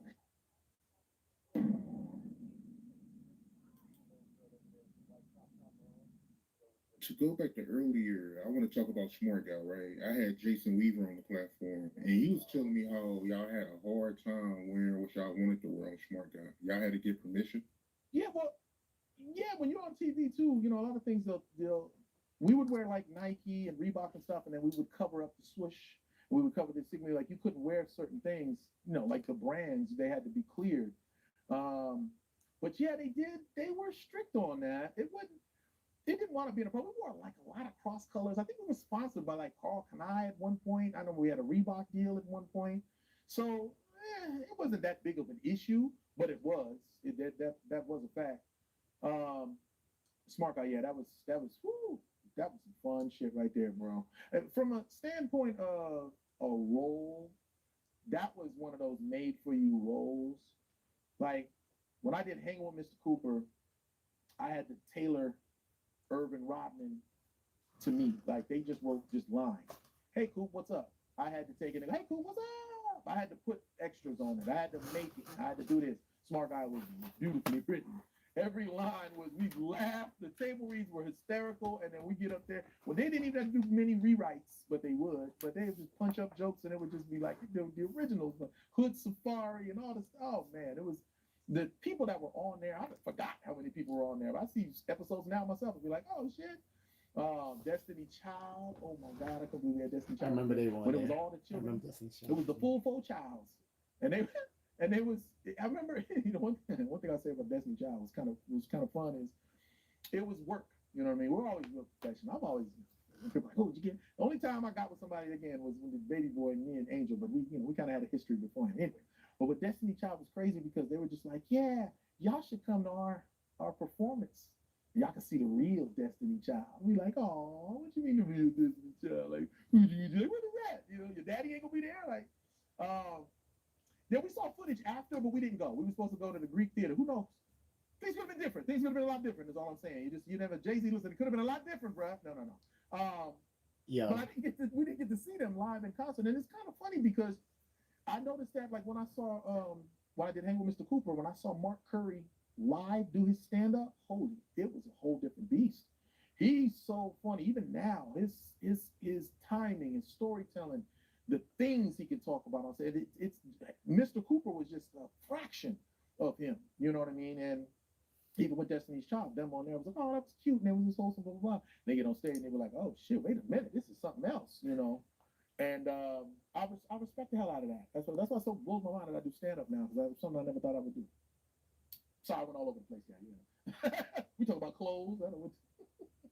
I can only imagine how fun it was being on Smart Guy set. I know that had to be insane. It was awesome. And then, I mean, me and Jason were really close. He was younger than me, so I always felt like he's my little brother. And I took him under my wing, and my boys, he became part of my crew. You know what I mean? So he's talk about Cuzzo and Nash and Maisie and Wayne and all that. Wayne was his cousin, Bruce Wayne, B-Dub. We still do music to this day. And Focus. We was clicked, man. We'd go to Vegas every weekend, man. We was every weekend. We'd come off right to the set, coming off the 15 freeway. Like, okay, we got to get on, get up, man. It'll be 2 hours, 1 hour nap, and then get after it. But it was just such a fun show. And then we were at that age too. You know, he was a little younger, so he was old enough to go to Vegas. That was about it. I was 21, 22, 23. Yeah, because then in 24, I did Baby Boy. But, oh my God, it was a good time. Second apartment, got an apartment right across the street. I was late every day to work, every day. Never get a job, never live right next to your job. For some reason, you get later. That was me. I would love to live right next to my job. Yo, I had no idea that one of the reasons why Smart Guy ended is because Todd, he wasn't getting paid right. Yeah, no, that's what I talked about earlier. They should have paid him more because he was the lead. It's just that simple. But here's what the thing is. This is where it got me, and I cannot, and I'm sorry if I put it on him. It's not his fault that the show got canceled. But directly. He was right, but it's what they did and how they did it. But you just gotta know. Sometimes you gotta bite that bullet, and it sucks. It's not compromising. Oh, you just said you gotta. No. We agreed to do the show, and we all knew we'd all get paid the same thing. But why would we care? You know what I mean? It's tough. When you're the lead, there's responsibility. You have to have lawyers that get your contract situated a certain way. But he agreed. And we said after the first, they always say this, after the first year, if it's a hit, then everybody gonna get paid. That's what they always say, no matter what the show is.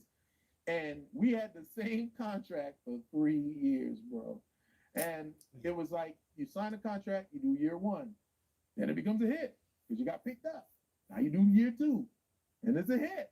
So you get picked up for 3. And now halfway through at season 3, you're like, this.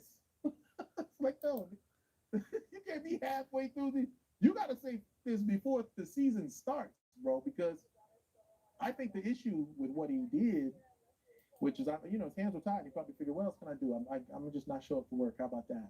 No, man, you're disrupting too much shit. That's no. Make your stand before the season starts. Then there may be time to negotiate, so forth and so on, blah, blah, blah. But if the season's already going and you decide, now you're fucking shit up, bro. You know what I mean? Now you're causing problems that could have been avoided. So they're like, well, how about we just cancel your show? And it's like, and it was weird because when it happened in real time, it was like, all right, here's the script for next week. Cool. Taj is not going to be here. What do you mean? No, there's no Taj. So we're probably going to be heavier on like Marcus and Mo's storyline. No Taj. Huh? Was he sick? Is something going on? You know, no, he's sitting out because of money issues, a contract. Okay, show must go on. All right, so you said more lines for us. And what are we going to do? Oh, we should all stuck together. Everybody sit out. No. Because we didn't feel the same way. Sure, was it unfair, but also goes back to what I was saying earlier, bro. Like, we're on the WB network. We're a black sitcom, one of the last.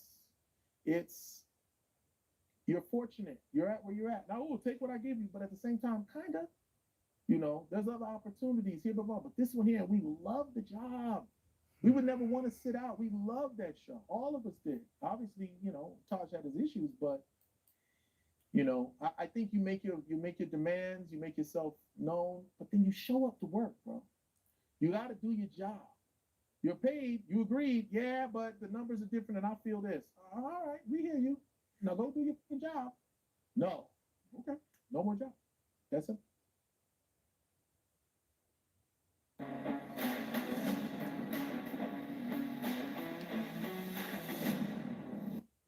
Want to skip the small talk? Impure things move fast. Get ready for the spicy connections. There's like 5 people on that app at best. Please. This records conversations better than taking notes ever could. This is Pocket, an AI note taker that records conversations so you. Atlanta has been the destination for professional Black people as long as I can remember. Even in the 90s, I saw a lot of people leaving Northern California for a new life down south in the ATL. And it was popping in the 90s for sure.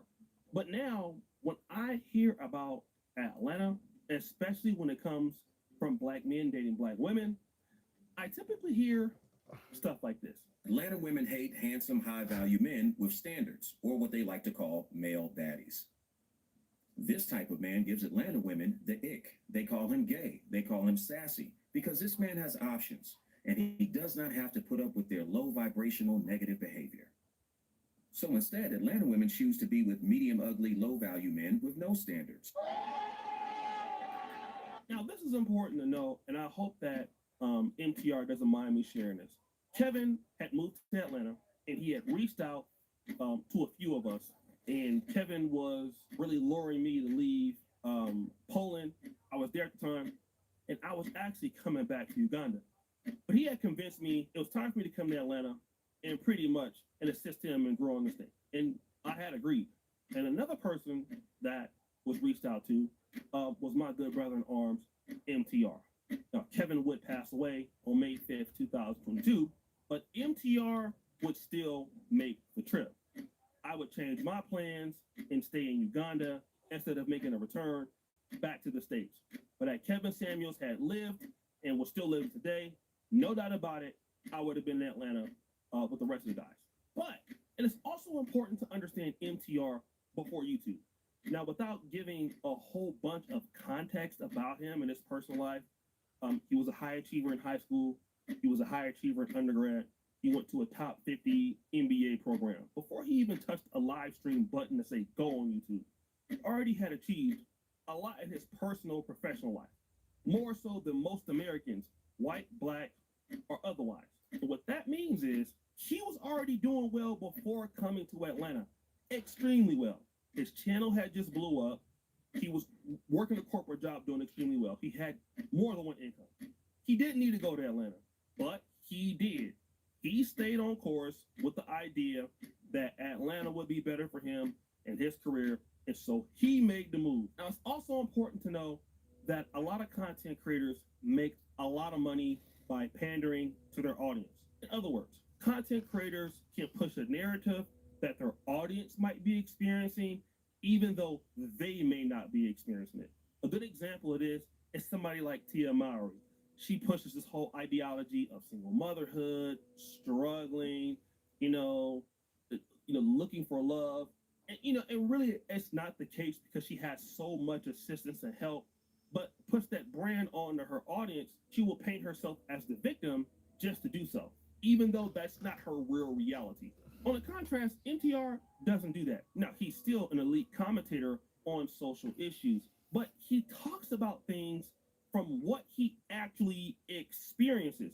And it may be difficult to believe that somebody with a concrete academic background and wildly successful financially would have the same issues that you or I would have. But it just goes to show that he does. This will come out on the live stream when he was actually, reacting to my video. And then he just started talking about the disrespect that some women in Atlanta have towards men. It is that I'm not assumed to be an enemy. And you just don't know when you walk up and you say hello, hey, what's up, how are you doing? If she gonna look at you at like you's a piece of shit. You don't know. So it causes a lot of dudes to be insular, to not say hello, to not engage, because for fear of that it may go in odd direction, or there might be a bad result, right? Let's break this down, guys. In Atlanta, a place that he moved looking for opportunity, almost shocked to understand. Hey, stop tying your hoodie around your waist like a fifth grader. There's a better way. This is the new 210 GSM Bearskin Backpack Hoodie. The world's only outdoor hoodie that converts into a backpack in 10 seconds flat. Their sense of fulfillment is just not there. They're always at someone else's whim, or right, like, why are these people using me? Or right, like, name the thing. And it's just like, oh, but wait a minute, there's another way to do it in another territory. And your dollar goes a lot further there. And you have visa, passport requirements that a large component of the world does not have. How gracious should you be? How appreciative should you be? There's certain people within our country that'll make you feel bad for the color of your skin, or that you're even a part of this country. Or you can stop being a victim to this bullshit that they're telling you, grab life by the horns and figure it out. Figure out how to do it. Ain't no one gonna save you but your damn self. But the world owes you no favors, and it's always been survival of the fittest. So many people out there are, or I would have. But it just goes to show that he does. This will come out on the live stream when he was actually, reacting to my video. And then he just started talking about the disrespect that some women in Atlanta have towards men. It is that I'm not assumed to be an enemy. And you just don't know when you walk up and you say hello, hey, what's up, how are you doing? If she gonna look at you at like you's a piece of shit.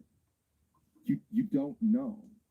So it causes a lot of dudes to be insular, to not say hello, to not engage, because for fear of that it may go in odd direction, or there might be a bad result, right? Let's break this down, guys. In Atlanta, a place that he moved looking for opportunity, almost shocked to understand that he may be even afraid to walk up and just say, how are you doing?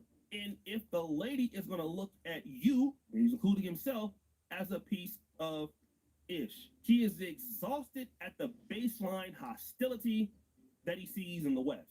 Now, this is something that commentary people can just say, basically to rile up that rejection engine in men to get them to be emotionally connected to the content. However, the difference between MTR and most commentators is this. Talked about the story of me bigging up the girls over here in Atlanta, saying cheers. They're raising their cups up in the air. And the chick hits me with, oh, you gonna buy our drinks? Now, this is him talking about the fact that he sees, I'm pretty sure, of what he would consider attractive women across the room. He gives them somewhat of a cheers, look like, hey, toast or whatever. Hope you guys are enjoying your night. And the women start demanding that they buy him drinks. Now, she then starts saying, oh, can't you afford it?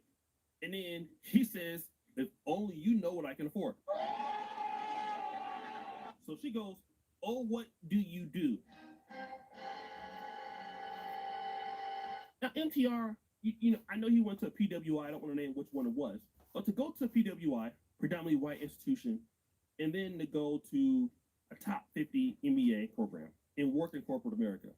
The truth for a lot of black men is as you matriculate through, undergrad academics, if you're lucky enough to get to professional school, you typically see other races of women who would never most likely ask you something like this. Now, it would be different if this was something that happened, every now and again, but I would bet my money on it, because I can kind of see a little bit of a disgust in his content, especially when he's in Thailand, that this situation has happened more than once. And he's associating this behavior with black women in Atlanta. However, a lot of black men who have lived in a white world, in academics or in professionalism. It doesn't matter if it's electric, unless it feels electric too. The first ever all-electric Lexus ES.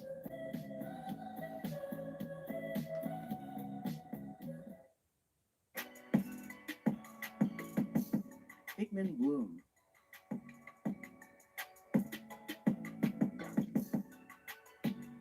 Download today. When I was little, I liked to move around. And when I fall, I just try again. But Girl Scouts helped me see that there's more to it. It's not just about balancing my body, it's about my mind too. Have had access to or have dated other groups of women who do not behave like this. And once you're able to see how those women act, and then you can compare it to, and again, these black women are probably educated, have money, most likely are doing very well. And really, it's really disappointing, because a black man typically would move to Atlanta only if you love black people. You probably would not be a black American man or African American and move to Atlanta if that wasn't the case. Exactly. That's why I wouldn't want to move to Atlanta. I don't around want to people. them. You're I obviously don't care about being around a attracted bunch to of black women. people. And when you're MTR or the lead attorney, or even a guy like myself, who's seen, and many of you brothers out there who've seen different parts of the world, and different parts of, if you're in the military or you've been around, you don't have to put up with something like this, because this is foreign to you. I'm not trying to say that white women don't have problems, and I'm not also insinuating that Asian women don't have problems, because they do. But to be talked to like this in public just means that the group in question has no respect for men. This is largely a problem, but it will continue. Oh my God. So many of these women are still like in the matrix, and they have a low barometer hate for men. Let's put them right here. Let's have a conversation. And the thing is that they're generally sweet and nice people. It's the words that they use. Like, I was talking to this one young lady, and we were going back and forth, and of course I'm cooking her alive. And she said, the almighty, women create life.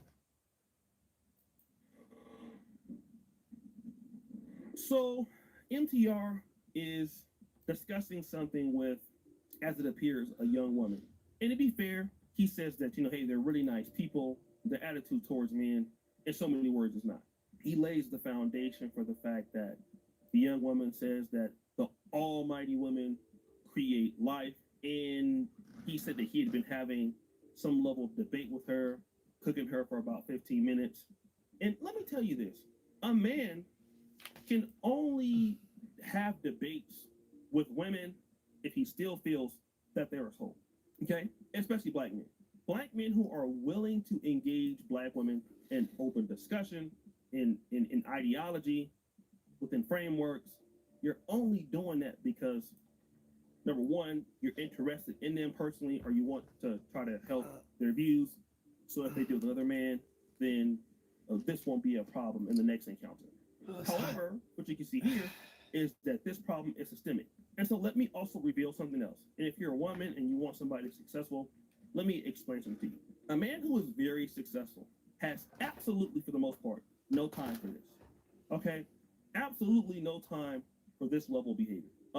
Me, I have largely given up on debating women, and I'm not even as successful as the MTR. I'm gonna just pay for your food and give you $50 so you can go home, and I'm gonna remove myself.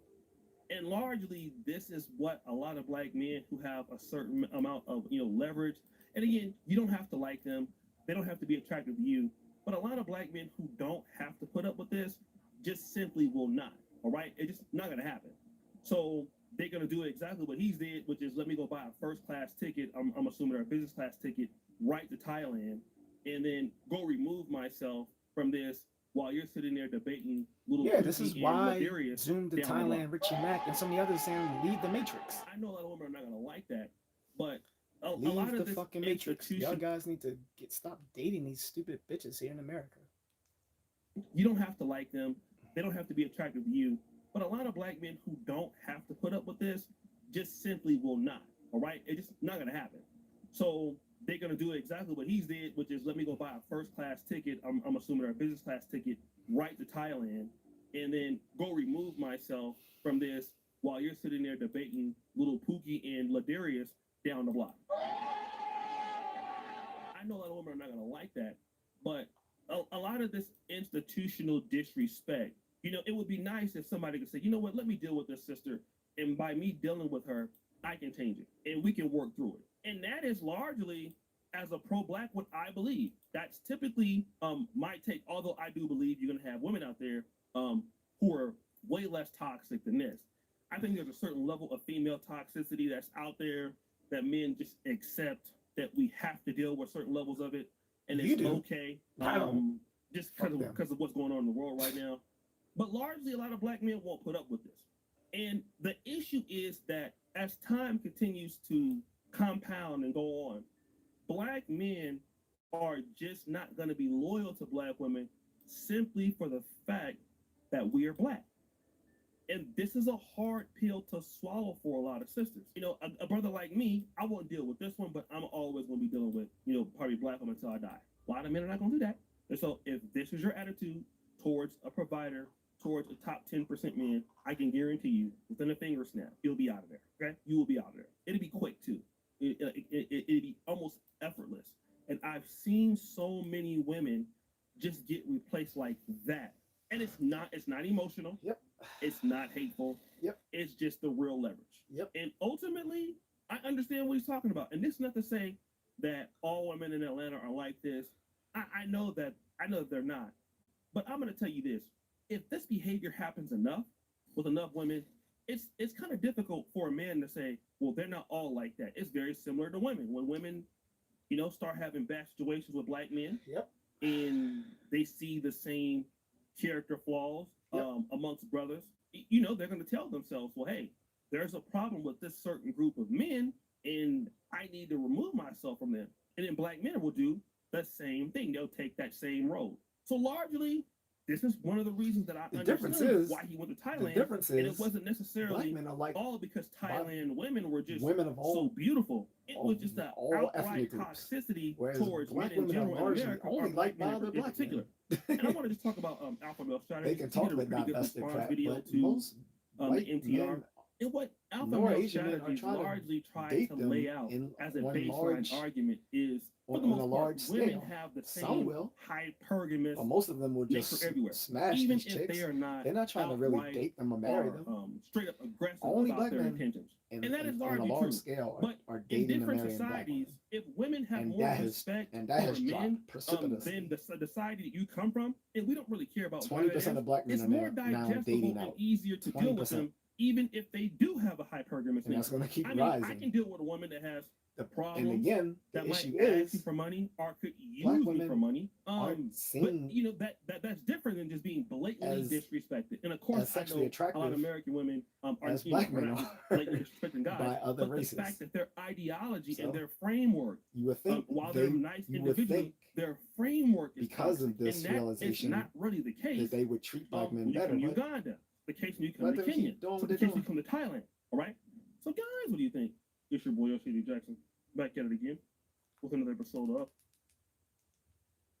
money or could use me for money. But you know that's different than just being blatantly disrespected. And of course, I know a lot of American women are not just blatantly disrespecting guys, but the fact that their ideology and their framework, while they're nice individually, their framework is toxic, and that is not really the case when you come to Uganda. The case when you come to Kenya. So the case when you come to Thailand. All right. So guys, what do you think? It's your boy J.A.C. back at it again with another episode of The Celebrity Junk. Just for all that you do, subscribe to the bell. We're out.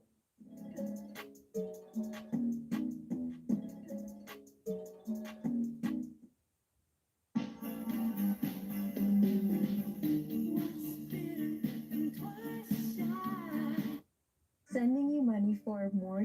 What happens in the family stays in the family when you send with Remitly.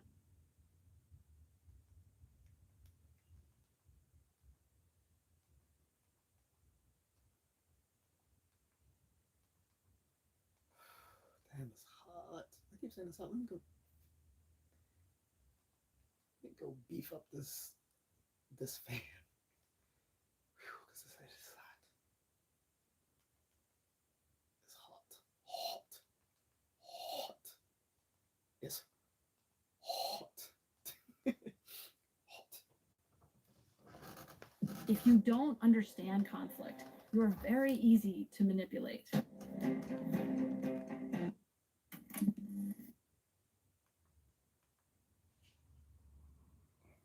Ooh.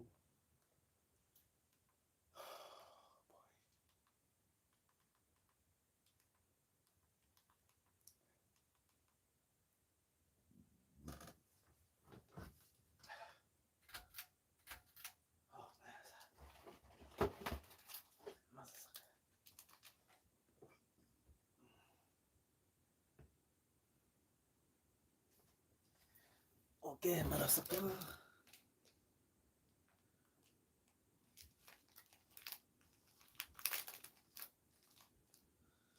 Motherfucker. Not one goddamn person in this chat room. That's hilarious. Just proves my point. Just proves my point. A lot of people are starting to get sick of the internet, especially the social media aspect of it. I don't know what it is. It just genuinely has a unique ability to bring out the worst in people. Something I realized a long time ago is that women are not allowed to be ugly. No matter what you have, what you've accomplished, what you've done, what you succeeded in, being an ugly woman is unforgivable in society. This generation, everybody want to be a bully. We bully for somebody for the way they look, the way they talk, how they dress, how they act, the type of music that they listen to. This is why nobody can be themselves, because everybody want to be a big bully on the internet. Yes, because these aren't real bullies.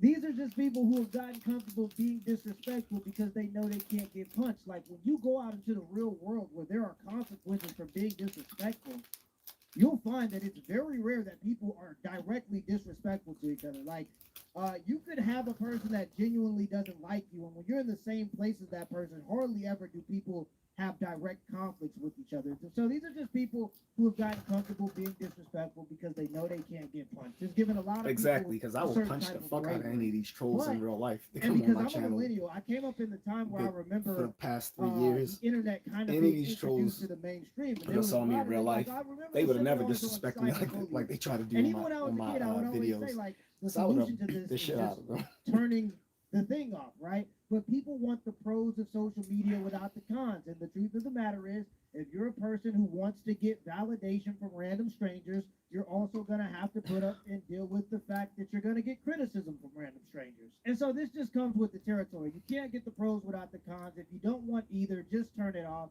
And these people aren't real bullies. They've just gotten comfortable being disrespectful because they can't get punched. We're living in the age of ununiqueness, online mean girls, and the public shaming of natural bodies. Yeah. And honestly, it's getting ridiculous. As a woman, all I want to do is exist. But with the constant pressure of beauty standards, it feels like existing isn't enough anymore. Yeah, but those beauty standards aren't even real. That's just women competing with other women online. Actually, it's gotten even worse as of late because it's not even women competing against women. It's women competing against plastic surgery. Pretty much.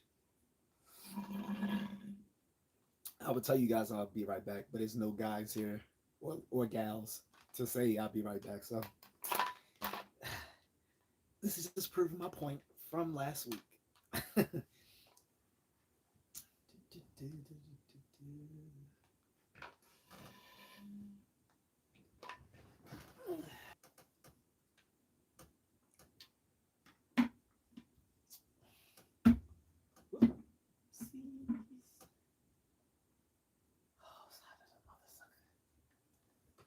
Motherfucker. Hotter than a motherfucker.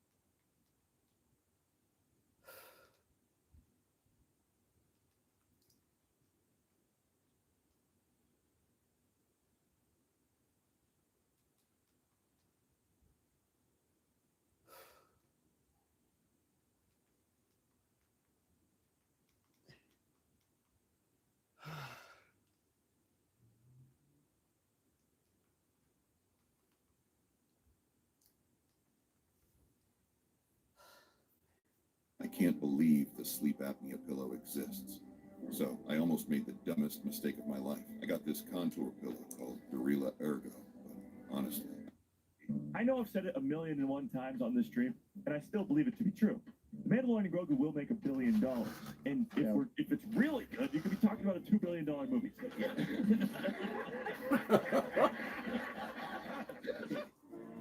Ergorotic.com. I'm honestly surprised at how badly Mandalorian and Grogu did. Not that I'm a fan of it, not that I was pushing for it. I am not surprised by this. No, you're not. I mean, I bailed watching it. Okay, I thought it would do a little. Absolutely going to go see, and I bailed. I thought it was going to crack 400 million. You know, and I think it dies at 310. It's you're right. It's fucking insanely embarrassing for Disney Star Wars that Mandalorian not only is flopping in isolation, but is also getting absolutely annihilated by these micro-budget movies, amateur movies, almost in comparison. It is embarrassing for them. And we talked about Mando and Grogu, how the box office is going to be very important for them, not just because of the standard thing, but because the first Star Wars movie seen in theaters in 7 years. And there's been a lot of damage done to Star Wars over the past 7 years. With all these Disney Plus shows, there's been a lot of people that have walked away. They've lost a lot more people than they just lost for the sequel trilogy stuff. And this is just such a glaring indictment that Disney Star Wars is absolutely fucking dead. The warning signs were there. I mean, nobody was talking about the Darth Maul series. I mean, everything that has come out recently. That's an animated show, so I think you have to treat that differently. Well, I mean, I know Clone Wars stands. I know you out there. You still exist in the chat, even though I've been telling you about your fuckboy queer bitch Dave Filoni is a hack and a loser, and I've been right every fucking second of the way. By the way, but I've been telling you forever that, like, in isolation, you might think you're a huge, massive, powerful fan base, the Clone Wars fan base. It's not really all that big. It's very small compared to the general Star Wars audience. So when we're talking about these animated projects like Bad Batch or Darth Maul, it's tough to make a judge. Like, no one's talking about this compared to some of the live action series, because I think the expectation should be much lower, just because what we've seen of the fan base that turns out for those things. Well, I want to say, even compared to like the reaction to Bad Batch and lead up to Bad Batch, I feel like there were more people talking about that, and Darth Maul came out and nobody was fucking talking about it. Exactly. I saw a lot of people talking about it, but I probably have a more Star Wars centric like social media feed, to be honest. I didn't see shit. I said nothing. It also wasn't that good. There you go. It was another. I mean, there's a lot of people, and people in our chat are going to say, "Oh, I love Maul," but it's like, okay, our grading system of what's good and what used to be great is so broken that you see something that even has inklings of good, but it's still a garbage sandwich, and you're eating the Beardo poop cookies. Okay, that's what. If you like Maul, you're eating the Beardo poop cookies. You're eating around the poop. Poop cookies, 10 out of 10. You're the only one with a beard there. It's a deep cut. I'm not Beardo. I wouldn't pretend. One thing that Ryan's 100% right on is the fact that, you know, that there's so much brand damage. It's like, if Star Wars is in a healthier place, this movie would be doing much better. That's all I was going to say. Mandalorian and Grogu comes out 5 years ago. It does better. Yeah, it does. So this is why it's so beautiful that it happened this way, and it genuinely it put a little lift in my step. It genuinely made me happy to see it fail and fall into abject apathy at this point, because this is what we said was going to happen for 8 years. 8 years we said this is the place you're going to be, and now I don't know how they fix it. I don't think they can, and it shows that your future is grim with Dave Filoni, and you have to fire him. You need somebody new. You need to fire everybody at Lucasfilm down to fucking catering and keep the janitorial staff. They didn't do anything wrong. Yeah, it's wonderful that it failed this way, because this is the only way. You got to hit bottom before you change. But the thing is, by the time they change, they're just going to remake it, because to the general audience, Star Wars is Skywalkers. That's it. And anything else would just be creating a new franchise. And if you went ahead 1,000 years, you couldn't use X-Wings or Star Destroyers. Everything would look new. And do you think anybody at Lucasfilm right now could create anything iconic? No, of course not. All you have to do is take a fraction of the budget that you would spend on Star Wars and give it to 5 different creators and have them write stories and then make those and then just see what works. Unified vision. Like just do that and then do The it unified again, and then vision do it is again. product.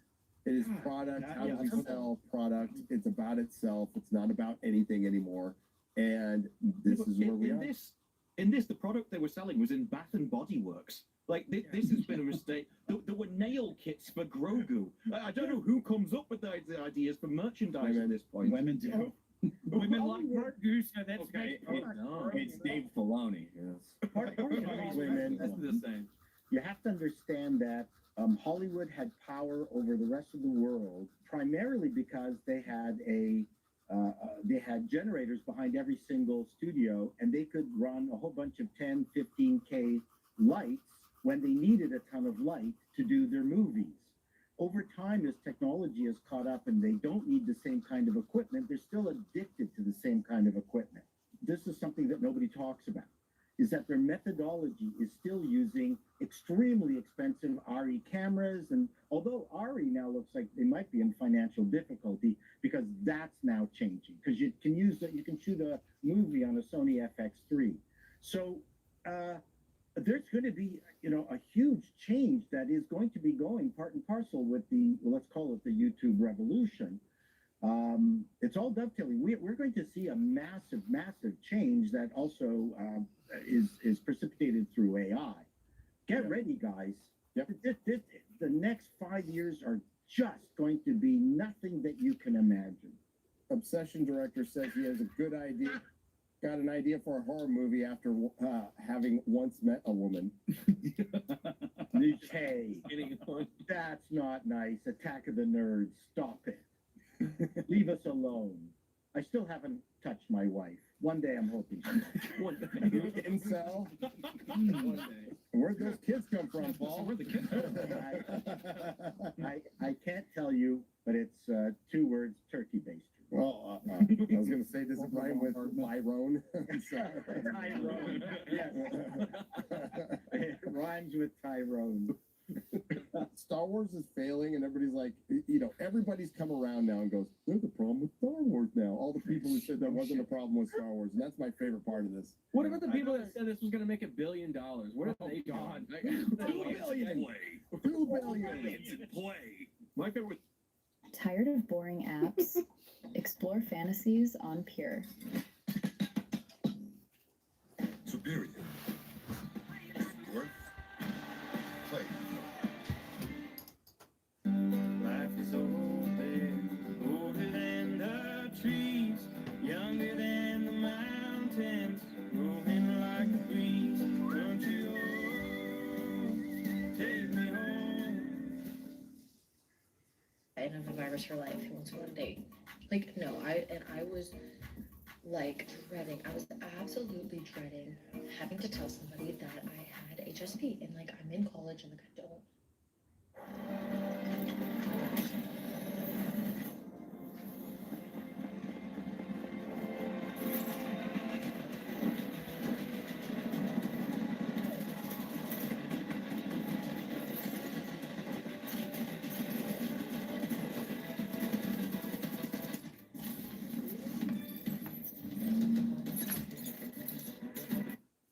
My favorite was the instantaneous attitude change from the initial social media reactions where this was the best movie anyone had ever seen, and the moment the embargo dropped, I never saw anyone praise it ever again. Like, how much of a chill can you be? There are some like chill Twitter accounts that are down bad, that were coping relentlessly, and then when it was clear it was like not gonna have a good like hold at all, they're like, listen guys, there might be some negativity, but I'm still gonna fight for what I love, just like Rose Tico. Like, but it's the cringiest shit ever. And I get so much joy from the failure of Dave Filoni. I do. Because from the moment I came on this platform, really the moment I saw the fucking Clone Wars movie back in, when was that, 07, 08, whenever that happened, and then the TCW show, I have been bitching about this fucking feminine cocksucking bitch, Dave Filoni. All while in this space, especially in this space, that, like, after The Last Jedi and people wanted Kathleen Kennedy gone, so many people were pushing, even starting fake rumors to some extent of there being a civil war and of Dave Filoni being different and a true visionary, a true storyteller. They need to replace him. And now that he's had such full and total control over creative stuff in Star Wars for years now, and it's just got worse and worse and worse, finally, some sheep are starting to fucking brush the wool out of their eyes and be like, hey, maybe Dave Filoni's not the best. Yeah, fuck you. Fuck you. Dave Filoni's always been this guy, and you didn't want to accept it. He has always been a cum-guzzling, lispy bitch. And he never should have been given this much responsibility. I mean, everybody keeps telling me there's no way that the Mandalorian and Grogu movie makes $2 billion. But I think people are underestimating this movie. I know I've said it 1,000,001 times on this stream, and I still believe it to be true. The Mandalorian and Grogu will make $1 billion.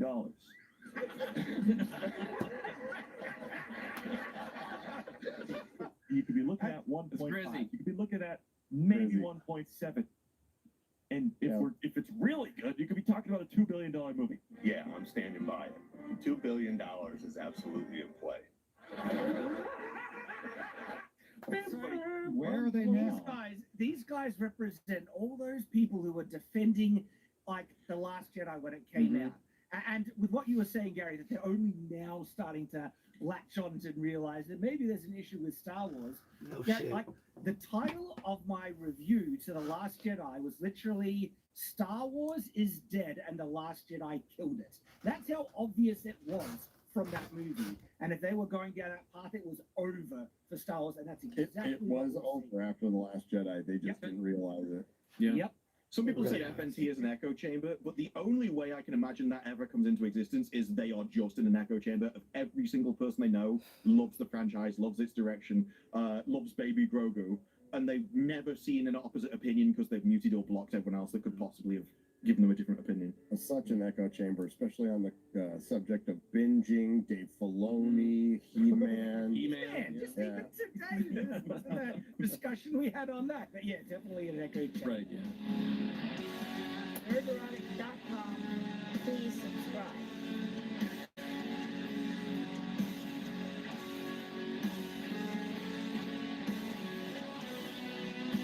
But that riff is hard. That's hard.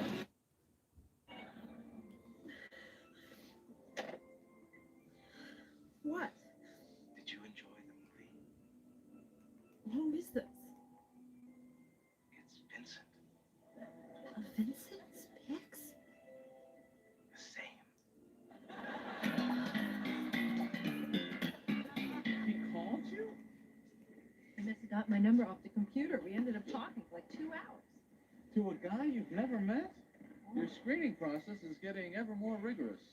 I'm trying to meet him. He's never at the video store. They said he sets his own hours. Oh, this is the one Vincent told me about. The pain and the yearning. An old woman experiences pain and yearning. 192 minutes. It's a lot of yearning. You know, these movies are great, but they're just so emotionally exhausting. What you need is some summertime adolescent hijinks. Really? Let's see what Dr. Jean prescribes, huh? Oh, yeah. Yeah, Weekend at Bernie's, too. That's an hilarious premise. Huh. Well, yeah, I could use a chuckle. What do you get? Nothing. I'm gonna finish watching The Other Side of Darkness. Oh, how much you got left? Yeah, about 2 hours. Yeah, she shot in that coma pretty quick. Bernie is dead, you morons! He's wearing sunglasses, he looks alive. Oh. How long is this weekend anyway? Ah. Hello? How's the movie, Elaine? Vincent? A cheap pick. How could you? I thought we had something special. No, it doesn't mean anything. I'm not even gonna rewind it. Vincent? What? Betrayed? Oh, Vincent, I'm so sorry. Listen, Lane, I've changed my mind about the whole coma thing. Yeah, I decided I'm up for it. Do you have any idea what you've done? Excuse me. What are you doing? Vincent stopped making pics. Well, how am I going to know what movies to see? We have a wide variety of Gene pics. Gene's trash. I'm Gene. Brittle bones. How I long to be rid of the pain. Hello? Elaine, it's Vincent. Vincent, where are you? I have to meet you. No, I can't bear to have anyone see me. Vincent, listen, I won't judge you the way everyone else does. You're strange and beautiful, sensitive. Now let's have a look at you. All right. Can you bring me a few things from the store? I haven't been out in a while.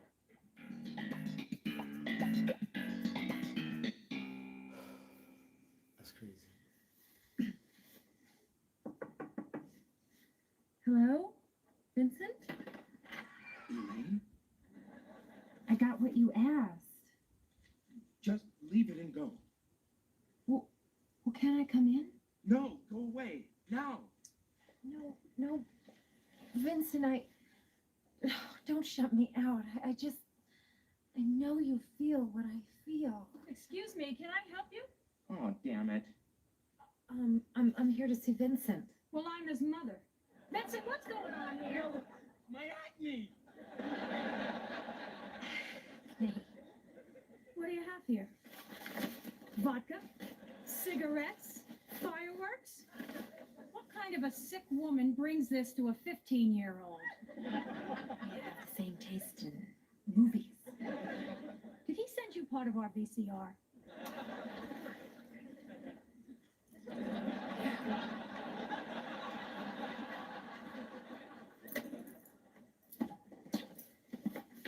Vincent?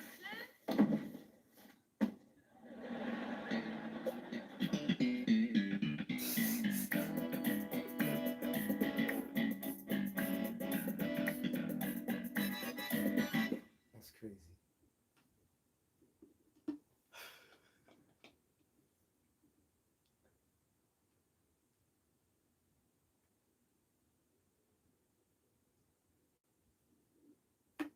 All right, watch this.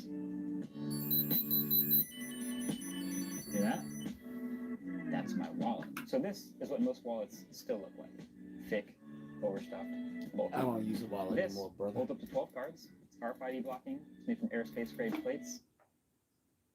As a woman, all I want to do is exist. But with the constant pressure of beauty standards, it feels like existing isn't enough anymore. Yeah, but those beauty standards aren't even real. That's just women competing with other women online. Actually, it's gotten even worse as of late because it's not even women competing against women. It's women competing against plastic surgery, makeup, filters, edits, artificial intelligence. So most of the women who feel like they have to live up to these beauty standards are only doing it because they're in competition with other women. It's like a version of keeping up with the Joneses. Again, it's something that you choose to indulge in. And the craziest part is the game is rigged because you're generally speaking not even competing against other women. You're competing against filters and artificial intelligence. This is why she's saying like there's no uniqueness anymore. It's because people have gotten to the point where now they all just look like the algorithm. It's because you're literally competing and comparing yourself to something that's just an image on an algorithm. And you can tell you're competing against the algorithm because when you go out into the real world, you hardly ever see exceptionally beautiful women. Even the women who look good online don't look good in the real world. So this whole idea of these beauty standards and it being so much pressure, that's pressure that you're putting on yourself, generally speaking. It really doesn't even exist. Now, this video is not a rant. This is a breakdown. We're going to talk about the history of how we even got here, how platforms like TikTok are slowly morphing into Instagram 2.0,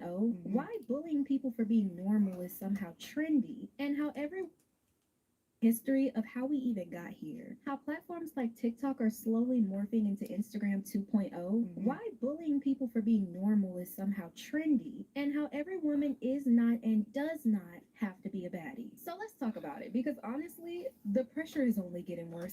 Now, I'm not saying you have to subscribe. You are a class thing. Do Hopefully, at your the end of this thing. video, we become bestie enough to where you feel like you can take that next step. So let's start with the root of it all. The place that's been slowly shaping how we see ourselves and how we judge others. Social media. But I want to highlight the platform that started all this mess. The one that taught us to chase aesthetics over authenticity. The one that made filters a norm, perfection the goal, and comparison a daily habit. If you haven't guessed it by now, we're talking about Instagram. Y'all remember when Instagram took over? You really had to be there. There was a time where Instagram was the place to connect with friends It and truly share was a real great app. moments with the people that you knew Yeah. and loved. There was once a time. Yeah, I that don't was know like if the 10 years Gen ago. Zers know this, but there was once a time when social media was actually social. And the people that you seen on your timeline were actually people that you knew in the real world. This Yeah, you're talking about this Facebook. a That real was thing in 20. the world. That was like 21 years ago. Post how you want, how you feel, live, love, laugh type of app. Instagram, No that was like aesthetics, no trying so 12 years hard. ago. Back in the day, this app was goated. You would get on Insta and post whatever. Pooping with the bro, peanut butter, smiley face, hashtag baby carrots. Now I gotta worry about if my fit looks good, what caption I'm gonna use. And now it's kind of a different story. With some people complaining how they can barely even find their friends' post anymore. Their feed is just flooded with ads, Yeah, sponsored content, it's called and enshittification. influencers. Instagram It's Meta doing it because Meta owns it. Meta has fucked up Instagram the way it fucked up Facebook 10 years, Slowly but like 10 surely, years ago. Instagram became the app for validation instead of inspiration. But not before TikTok made its entrance. That's when things really started to shift.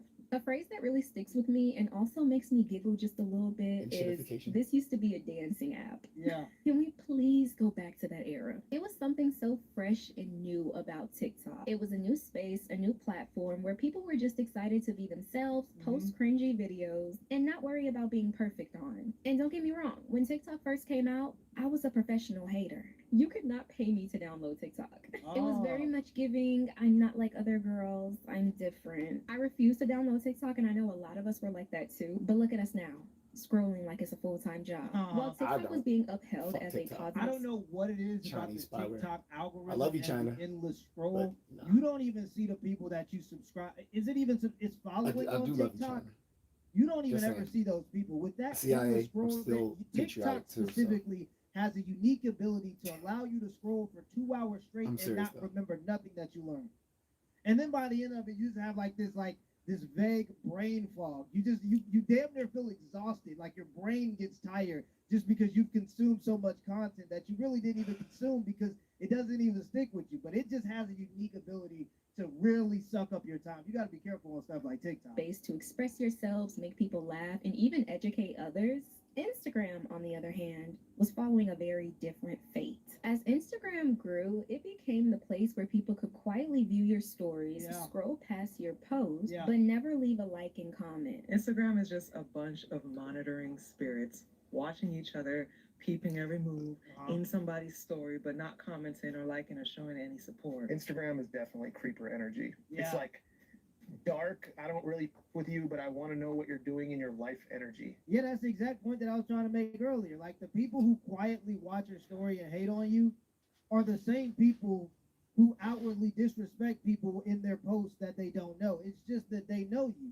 The more likely somebody is to get touched, the less likely they are to say hateful things to you directly. So what they're going to do is sit there and quietly watch your life and let them do that. Parasocial relationships is a real thing. There are a lot of people who aren't even the main character in their own movies. There's a lot of losers out there. It became the platform where people were very direct and unapologetic with their shade and backhanded comments. Why did I post a Get Ready With Me? And I also posted that same exact video on Instagram Reels. On TikTok, I have probably gotten maybe 2 comments.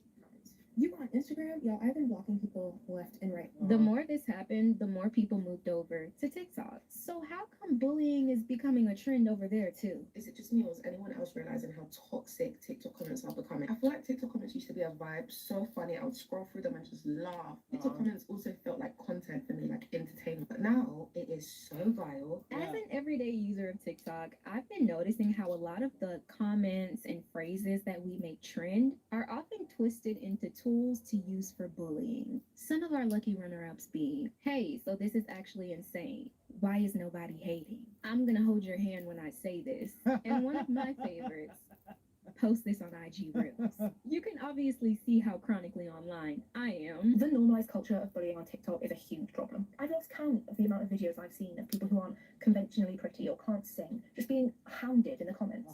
Even the people just saying I ran to the comments, like you are adding to the bullying. Yeah, but I ain't gonna lie, like every now and then I'm just a curious person, right? Like on social media, like sometimes I'll see somebody say something and I just want to click their profile to see the face of a person that has this type of opinion or that says stuff like this. Everyone and does that. Oftentimes you'll find that Everyone you're not does gonna see that. a person who You be like, is this looks person like they as have stupid? a life that Does this person look as envy. stupid as he sounds? Like a lot They of these look- people, you be like, yeah, because he they re- lack yeah, he is. self-control, like the He same type really of is. person that just can't scroll to the next video like they've been doing for the next 3 hours. They have to stop, take time out Or of their someone, day to say some something woman's being negative about super. the video. You see Those someone same being types super of people feminist probably lack or super self-control liberal. in When the you real click on that world, too. page And when you see that and you see reflected in exactly the what you real world, expect: purple oftentimes hair, they don't septum have ring lives that are piercing, worth envying. Usually they don't and they're have fat. lives at all. Like The guy is anybody usually who actually gay. has a life. Like you got a family, you got kids, you got other responsibilities that you actually have to tend to. Or you see some guy You use talking all social this trash media in about your leisure. Like when I go on Instagram and I scroll through the reels, I do it for the funnies. If I see something that I don't agree with, I just scroll to the next video. But there are some people who have so much free time shaming and other they're guys for chronically having online. standards. And And you you know click on they're that guy's chronically picture. online because they're not using One, it for leisure. usually he They're the doesn't even type have of an person actual that's willing to profile up. comment something His hateful. is just That's not a completely person blank. that's using it for leisure. And That's if it is somebody something on who's there, it's like online some all the little time. And so picture, you'll find that a lot of these people but don't not have his, lives but not outside of his social image, media. And not an actual something photo that I of think himself, is but some very little stupid interesting about image. the internet So yeah, is this there guy's are just an so many incel. people Just who like I don't know thought. how to govern their own People lives. say And don't they're judge a book by its usually the cover. loudest You people should in the judge a book room by its cover. when That's it comes exactly to what the trying cover to is tell for. And other more people than, and about more the decisions times that than they should not, be making in the their own cover lives. is I an just accurate portrayal think of what you're that's going to insane. get in the To the content of the But book. I am not a As sensitive in what the person. I person looks like definitely is can see a often joke Yeah. where the a case joke of fits. how they're jokes going So to are this funny. behave. TikTok I'm gonna play for There's y'all and sometimes the some jokes. comments that followed crossed the line I never thought would be crossed. You'll find that a lot of these people don't have lives outside of social media. And something that I think is very interesting about the internet is there are so many people who don't know how to govern their own lives, and they're usually the loudest people in the room when it comes to trying to tell other people about the decisions that they should be making in their own lives. I just think that that's insane. To the bullying. But I am not a sensitive person. I definitely can see a joke Yeah. where a joke fits. Yeah, jokes but are this funny. TikTok I'm gonna play for There's y'all and sometimes the some jokes. comments that followed crossed the line I never thought would be crossed. My name's Haley, and I'm a professional tennis player, and I'm in Charleston, and there's a player party tonight. Please help me decide what to wear. This is option 1, with kitten heels. Okay, please ignore my hair. I promise we'll get done later. This is option 2, with the green New Balances. Yeah, It's yeah. giving cool. It's giving Yeah. casual. Please help me decide. I have literally 30 minutes. Now some of you Go with option 2. Option 2 is objectively better. may be confused. This is just a video of a young woman going to TikTok to Right. ask for advice on what outfit she should wear. But when the backhanded comments like just stay home or let's start with the hair first roll, Yeah, but this is why people need friends, right? And then you look at some of these comments, and these are people that'll be complaining about the loneliness epidemic. The people in the comments, like the girl who made the video, she needs friends. She needs people that she can go to in the real world that she can get this advice from. She shouldn't be trying to get it from online anyway. She's probably doing it for a little bit of fun, but you're always going to attract these types of people. Craziest part is these people who are chronically online like this are the most miserable people. These are the people that complain about the loneliness epidemic and blame this stuff on society. Well, you don't even really realize that you're a part of society. Like a society is just a collection of people. It's like you're littering on the ground and then complaining about pollution. It doesn't make any sense. And if this girl was to click on any of these profiles, she's gonna be getting judged by women who don't even like how they look themselves. That girl had her natural hair out.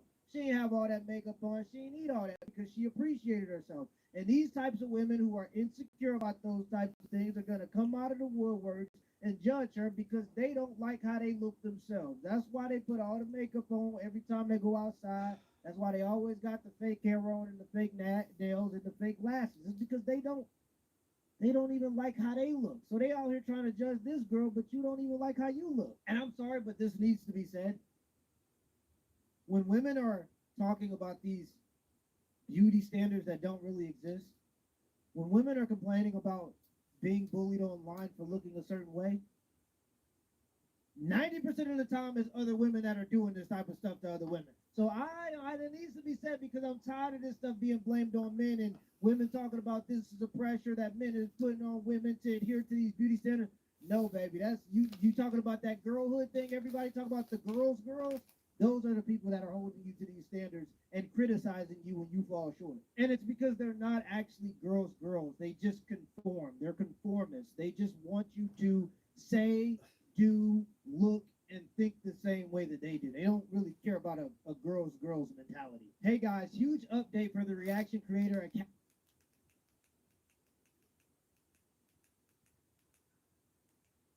Is the hair.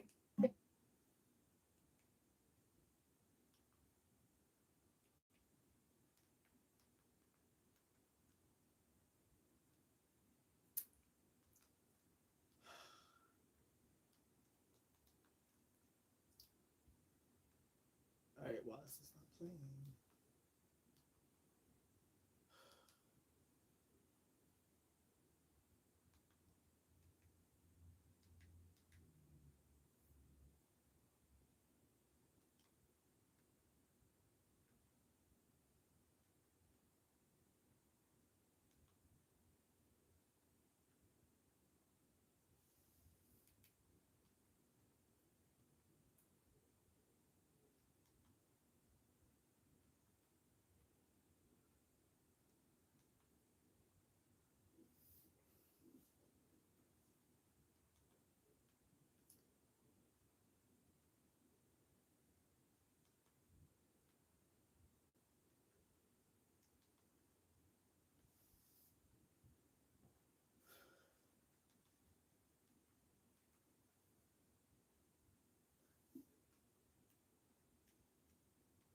Oh, that's how they gonna make her look in the last Airbender, the lot. Okay, they made her look cute.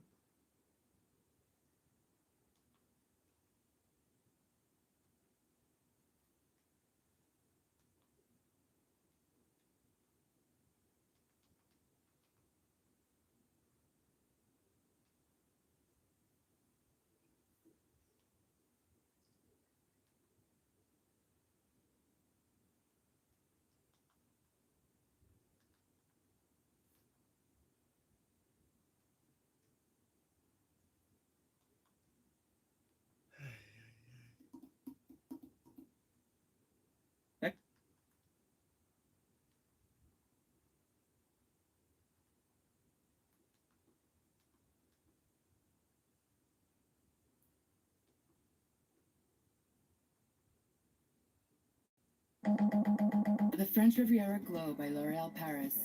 Step 1, lotion for a luminous base. Step 2, Le Bronzer for a sun-kissed glow. Step 3, Le Highlighter for a glass skin finish.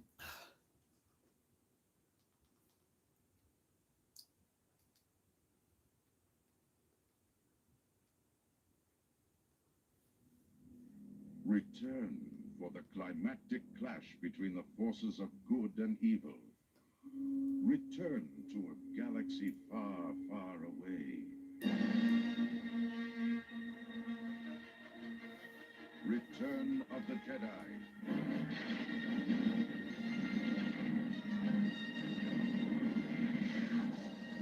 The next chapter in the continuing Star Wars saga. The battle for freedom rages on.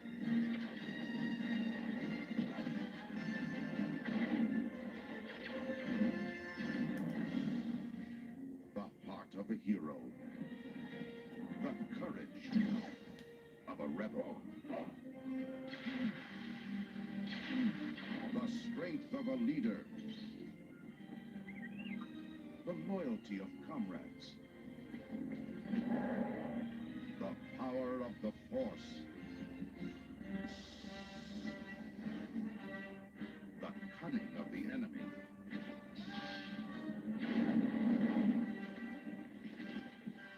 A destiny revealed. Is Darth Vader my father?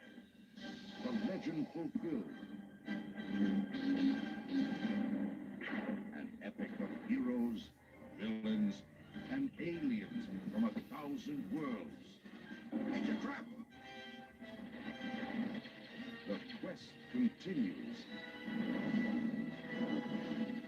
The circle closes. The saga lives on. Return of the Jedi. begins May 25th at a theater in your galaxy. May 25th was the real Star Wars Day, not May the 4th. But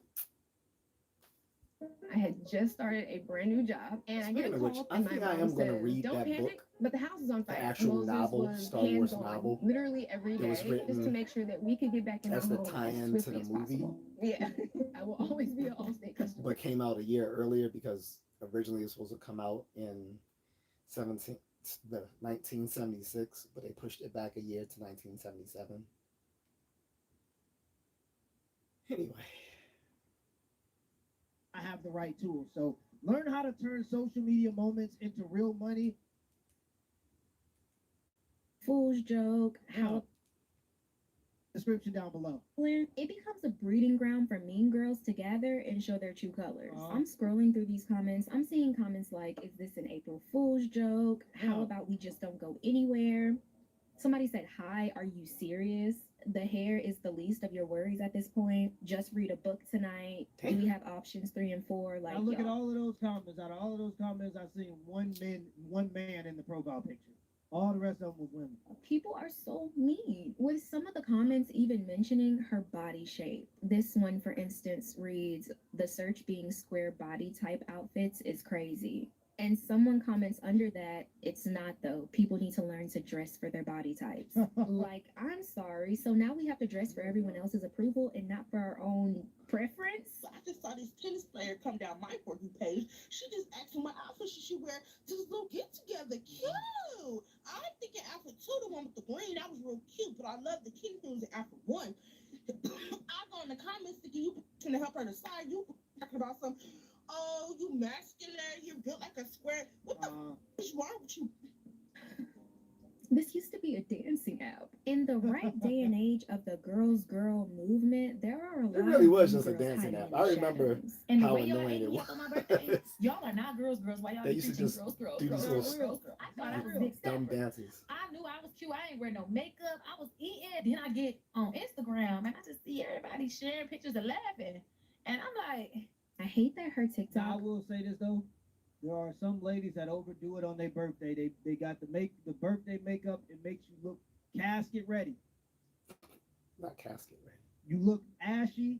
It starts to look more like clown makeup. There is a such thing as that birthday makeup starting to look a little crazy. Now, would I don't be know the there one was such that's thing as a willing to like birthday makeup. repost stuff and talk trash on social media about a person who's doing this? No, but I am saying, just because I'm on YouTube, that it do look crazy sometimes when you overdo it with the birthday makeup. It really is just overdoing the makeup. And I don't know when it happened, but somewhere along the line, birthday makeup started to look real transgender. I just had to say it. I think that women already have a natural beauty, and when you start to try to put on a whole new face to that degree, you look like you're trying to be something you're not.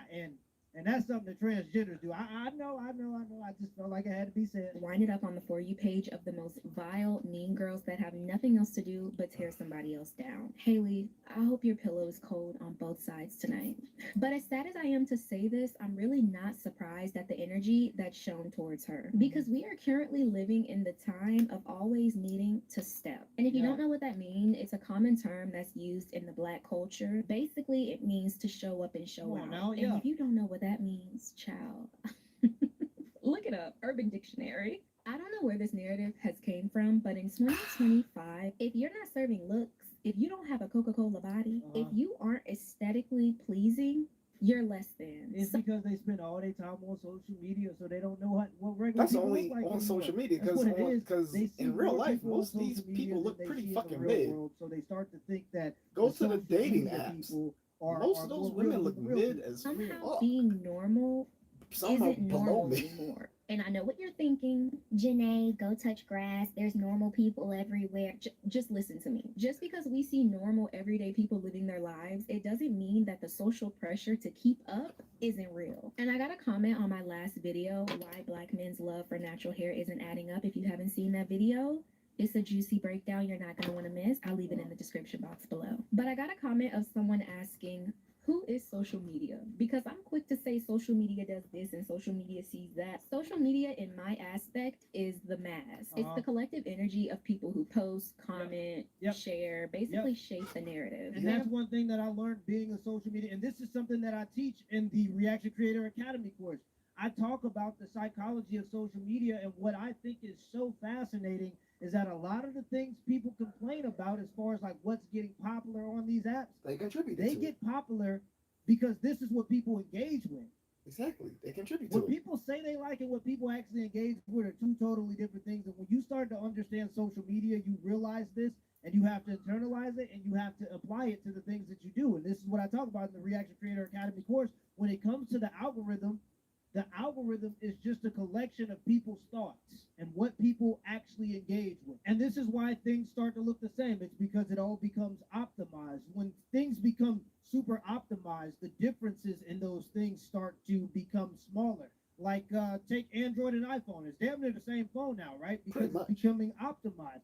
Take The Android and iPhone have been pretty much the same since damn near tastes 2016. the same. It's because it's becoming optimized. And you'll For people who find don't know, that iPhone even on uses social media, Samsung once something tech. is seen as optimal at getting people's And attention, it's been doing that it's for like just the past replicated. 12 That's years. why stuff starts to look the same. Social media takes data from people and iPhone pushes has to been the using top where Samsung people technology actually for the engage past with. 12 And people years. don't like this fact because it holds up a mirror to what society actually values behind closed doors. That's why they Everybody wants to appear have the this same. grandiose opinion of what people think. You'll find that people are very vain.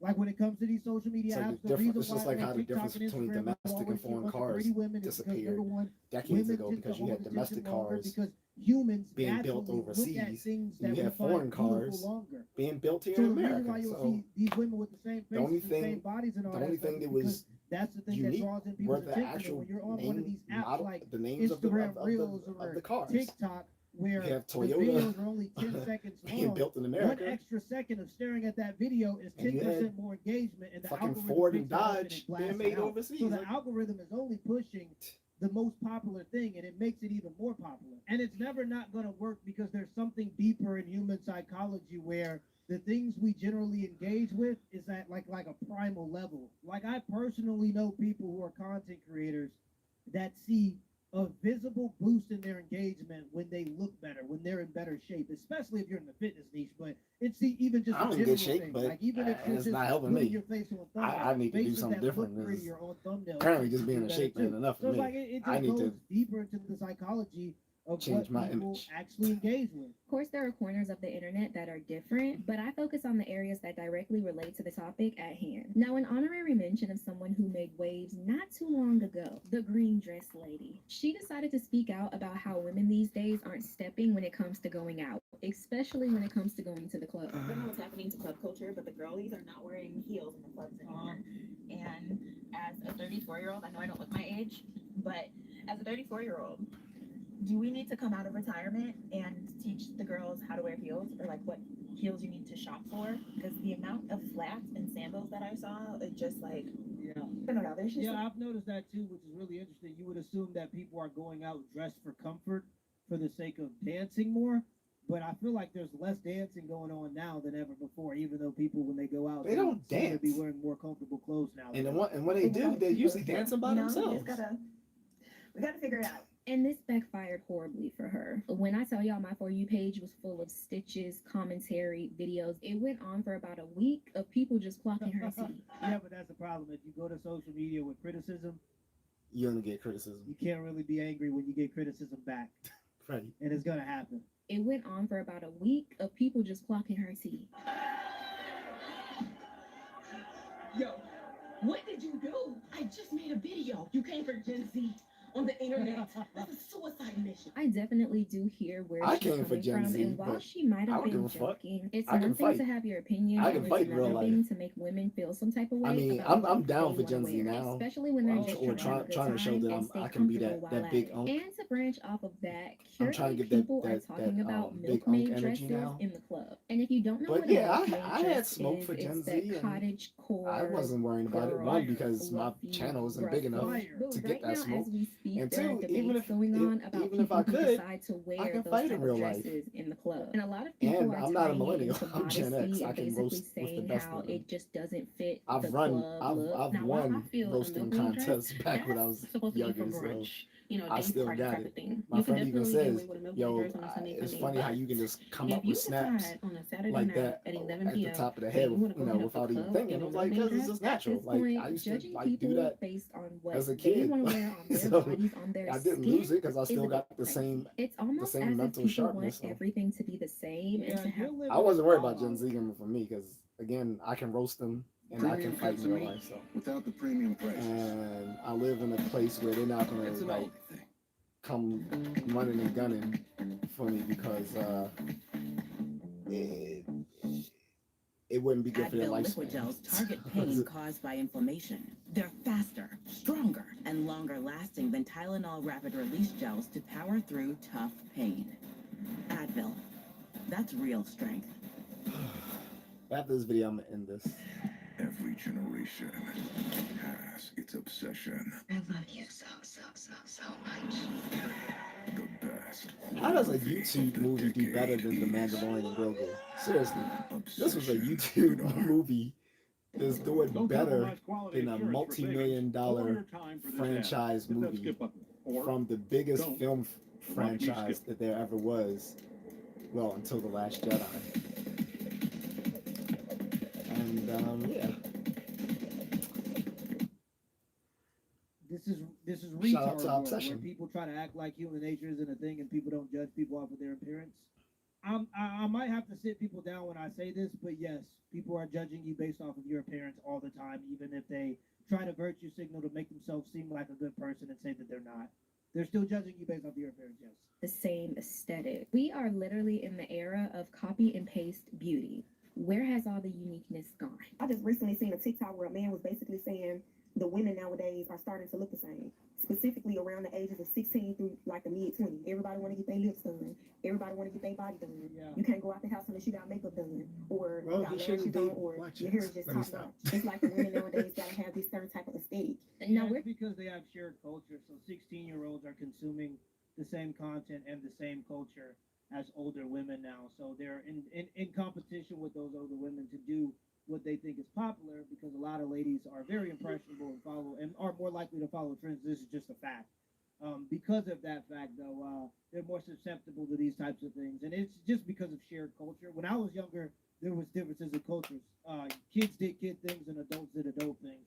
But now that line is kind of blurred now with social media, especially. taking this segment of the video with a grain of salt, because we did mention earlier in the video that there are normal and unique people everywhere in the world when you go outside. But we're going to look at social media and how it seems like everyone wants to fit into the same beauty standard. And if you don't look like that beauty standard, you're looked down on. It seems like everyone's morphing into the same look, the same style, the same vibe. You scroll through your feed and suddenly every woman has that same perfectly sculpted look, the Go same lip overseas. fillers, the same BBL. They're Go going to the same overseas. doctor to get the same Go facelift. overseas. Even All of them are equally miserable. Go overseas.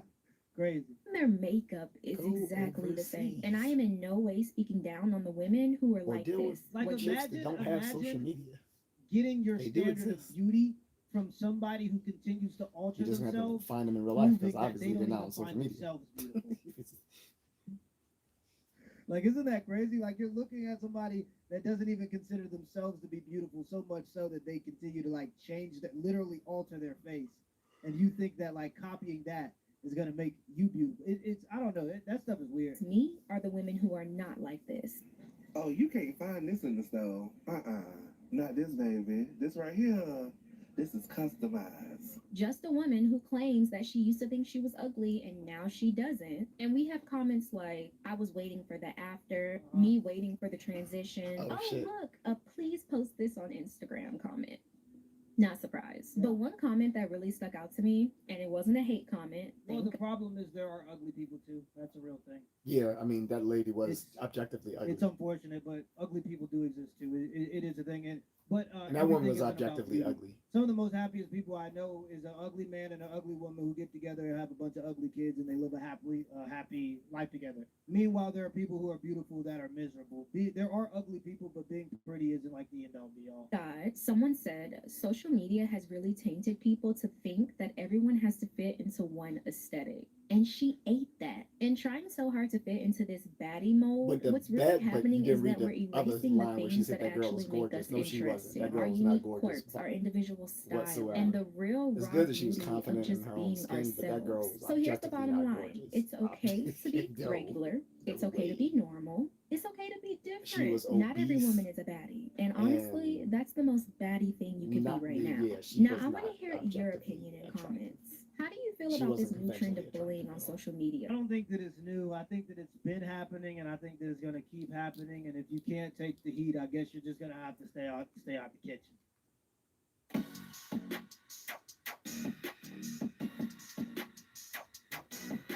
You in?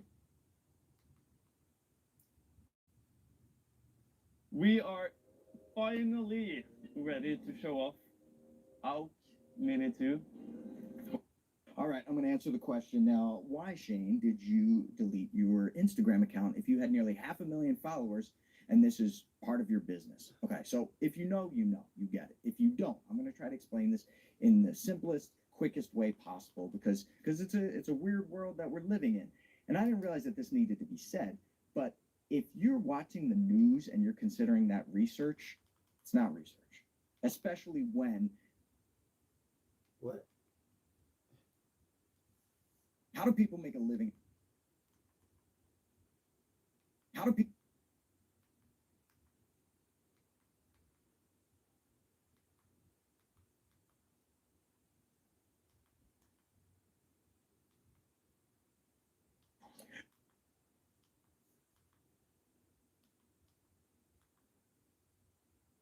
All right, I'm going to answer the. Most martial arts coaches fail.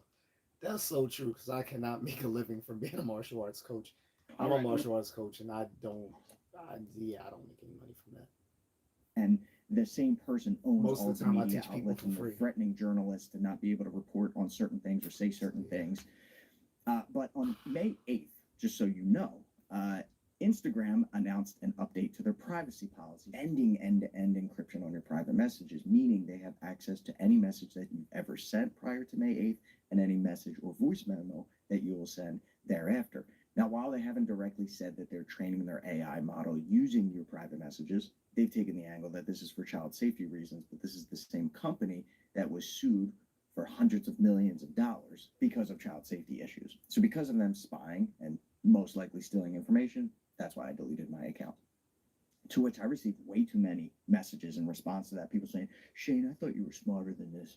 You know, they've been doing this since before May 8th. They just never told you about it. But that's what bugs me, is the fact that they're now straight up telling you. And they're going, ha, we know that you're not going to do anything about it. We know that you use all of our features to communicate with your friends and family and promote your business. And you're probably so addicted to the algorithm that we created for you that we're going to spy on you and take advantage of you. Oh, that's why I deleted my Facebook. Which is I haven't why deleted went, Instagram yet, see but it, I pal. might do that. No, and don't just stick spend to any more time on Twitter this piece of and shit app doing anyway. this on YouTube. And I was hoping Twitter that and other people YouTube. would follow suit. The cool thing is, tons of people did. May 31st, deleted the account. It's been 2 days. Tons of people followed suit. Way to go. But I also got a lot of people saying, I wish I could do that. Or the other one that was strange as hell to me was when they went, I have nothing to hide. I'm not a criminal. I'm not saying anything bad on here. Okay. Let me explain something to you. Thankfully, because of independent investigators or the ability to do your own research on the internet, it was much more difficult in the past when we just relied on the television and newspapers. We're at a point right now, luckily, that you can still do that. They're trying to put more restrictions on it, but I'm going to try to explain. Here's the thing. This is why mass surveillance leads to forced agenda, abolition of free speech, and the increased wealth gap between the rich and the poor. I'm going to explain it to you. I'm going to give you an exact People example. are gonna in fact, leave Instagram, AI go to data TikTok, centers. Familiar with them? Twitter, They're all the rage. Blue Sky. They're these ugly as hell structures that are popping up all around America. Meta is It's not definitely creating setting any themselves jobs. up for failure in the long term. But I think if Zuckerberg has any intelligence, which I'm sure he has in abundance, he's probably shifting Meta away from social media as well. He probably knows that this shit ain't gonna keep going. Again, if he has practical wisdom, he knows people are frustrated with his platforms. So, whatever. But what it is doing is completely fucking up the environment. One of the things that it's doing is consuming tons and tons of water, and it is ruining the water pressure in the nearby neighborhoods, so much so that like this brown sludge is coming out of their faucet, undrinkable water. And so if you want to brush your teeth and use your faucet, if you want to take a shower, you have to go buy water bottles. You have to like in the spend money Philippines. buying water bottles so that the rich can get richer. The water is and the you tap water continue is to struggle more undrinkable and more. in the Philippines. And we here's the had to kicker. buy If water. you speak out against this, Well, if you send someone I bought a private Brita water message filter on Instagram, that does well, but you're we not also still considered bought an extremist, water. a domestic terrorist, even. So even if you're not using AI, you have nothing to do with it. You're just upset about your water pressure and the fact that you're spending more money now. Oh, and the data centers also doubled, if not tripled, people's electricity bills. Even if you feel I have nothing to hide because you don't feel a certain way, what if your thoughts on something change because the world is constantly changing? Right. Wouldn't you want to be able to speak up about that, or at least just have a conversation with someone? Right. No. At least not on Instagram. So that's why I said, even though I'm giving up 500,000 followers and a huge chunk of my income, because this has been my job for over a decade. I've been creating content for 22 years. 2004 How much was do when you fights make had started. off Instagram though? And I would make thousands of dollars per post if I were to post about another brand, sponsored post promoting their product or their service. And I've given that up now, happily. I got to tell you, I am 100% happy with my decision deleting it. And it's only been 48 hours. Did it on June 1st, but I deleted the app off of my phone. I got this, look at this tiny phone I got, which I never want to use because it's super inconvenient. That's why I got it. So I haven't been using Instagram nearly as much for about a month. And it took right about that 4-week mark to where I was like, I didn't have the urge to constantly bring it to the bathroom with me or open up an app without even thinking about it. You find yourself doing that, right? So at around the 4-week mark, that's when I finally felt I had some serious freedom. Freedom, ironically, is the word that comes to mind. More time walking my dog, spending time at the house with my wife, in nature watching birds, being a human being, not just in front of the friggin' screen scrolling all the time. I gotta say though, man, my thumb has gotten so much weaker in the past month. Get the hell out of here. Want to skip the small talk? On Pure, things move fast. Get ready for the spicy connections. Yeah, guys, I'm downloading here. Guys, Just you're one gonna have to pay Clorox to see tackles up to to see 50 the feet to of talk spring cleaning. or match with anyone. Ladies, I don't know Yeah, what it's another like for them, but toothpaste it's not which enough is people on not it to make white. it Girl, this one works.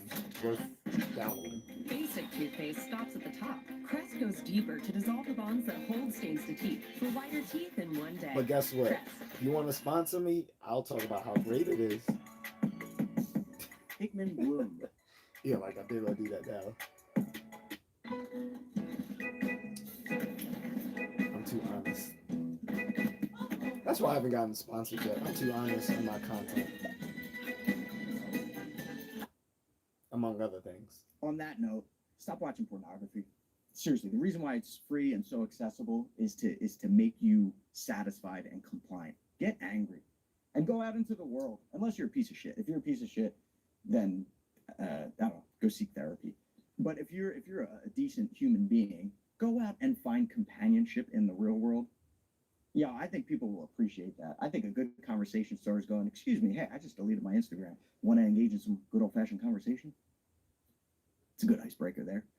But yeah, and then of course people are like, well, then you got to delete YouTube too, because that's owned by Google. And you got and look, like, believe me, I would love to. I would love to.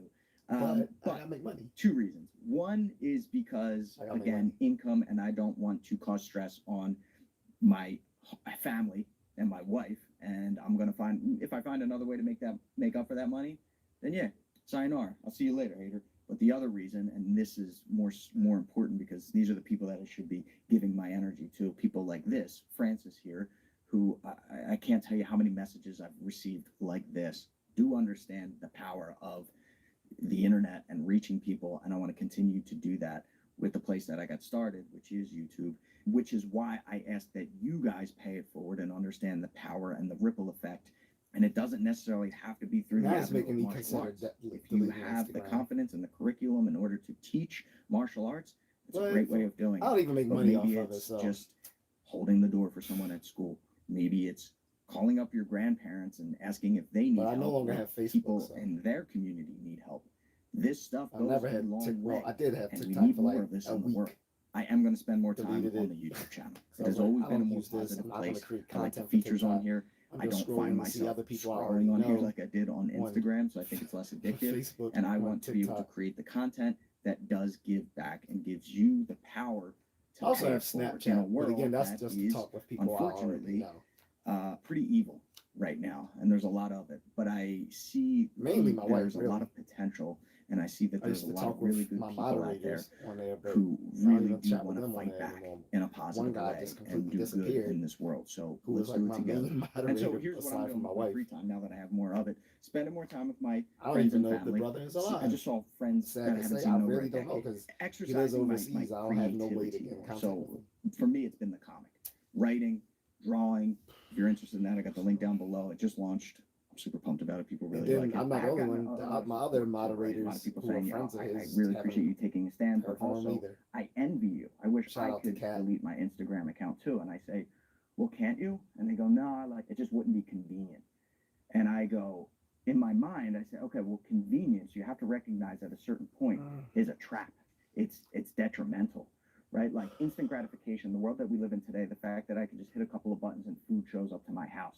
If you don't keep up with your physical exercise, I do need to what hire a happens to your social media muscles? manager though. You turn That into a way fat I wouldn't slob. get burnt out because I wouldn't have to It's just- deal it's with any of this just stuff. science, right? I want the social media manager. What happens to your creativity and your Post to my imagination if you don't Instagram exercise and it? If you ask AI all to that do other it stuff. all That would for be you, great. right? Can you draw this And they for can me? set up Create this video for me, accounts do for this me on for other things like write this for me, Rumble read and this for me. What happens? TikTok You become a slob, mentally and Kick. physically a slob. What happens to your spiritual? And that's why I go, okay, then if I only have a little bit of control, only a little bit of time left before it gets much worse, then I'm not going to volunteer my time spent in front of a screen. Not to mention the front-facing camera too. Put tape over that thing, or just stop using your phone in general. Oh, right, yeah, and that's the other one that people kept saying is, are you going to just get rid of your phone? Because, you know, Snowden, the whistleblower that mentioned it, your phone doesn't even have to be on, and they can turn your camera on, turn your microphone on, and listen to. I mean, yeah. Yeah, we've been doing that for straight up. 12 years now. Yeah, or get a Faraday bag and throw that thing in a I mean, Faraday for 15 bag where years now. they can't access that. If you go as far back as you can, to where if you can live a life, Yeah, get don't a fall for Faraday. the trick of Do get a convenience. Faraday If you bag. can make a living. I haven't have bought a one theory yet, that but you I will am. be happier That is on my if list to get a. you Matter of don't fact, rely I'm gonna on certain technologies put that on my eBay thing now. that Faraday bag. manipulate your dopamine system, right? Give you these Man, I gotta rewards get off from the of this. likes and the followers and these games. And And on if, my- since it's been a month, like I said, since I my really to-do started list. giving up social media, I have felt that my dopamine receptors are so much more sensitive now. So much, like I have such a deeper appreciation for music. Getting rid of Spotify. I have to listen to the car radio. First, that was a struggle. Not as hard as you think, though. Now, when a song comes on the radio that I used to listen to, I love that song so much more. When 2 months ago, that song came on, 30 seconds in, I was skipping it and going to the next song. It's not good. It's not good for you to live that way, because then it just gets weaker and weaker and weaker, and then you will start to live a life where you just are never truly happy. Don't chase the convenience. Instead, restrict yourself, right? Otherwise, again, becoming a fat slob who just drinks and eats all day long versus someone who embraces pain and struggle and purposefully restricts themselves from pleasure, makes the pleasure that much more powerful. This dude is when it mad. happens. This That makes sense? This dude is mad chill. Shout out to Shane. When you're the sickest, the hospital monopolies hit you with 300% markups. Big Pharma.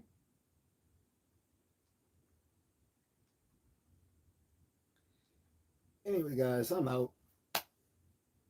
It's bedtime for me. Fuck yeah, it really is. Yeah, so I'm out. Peace.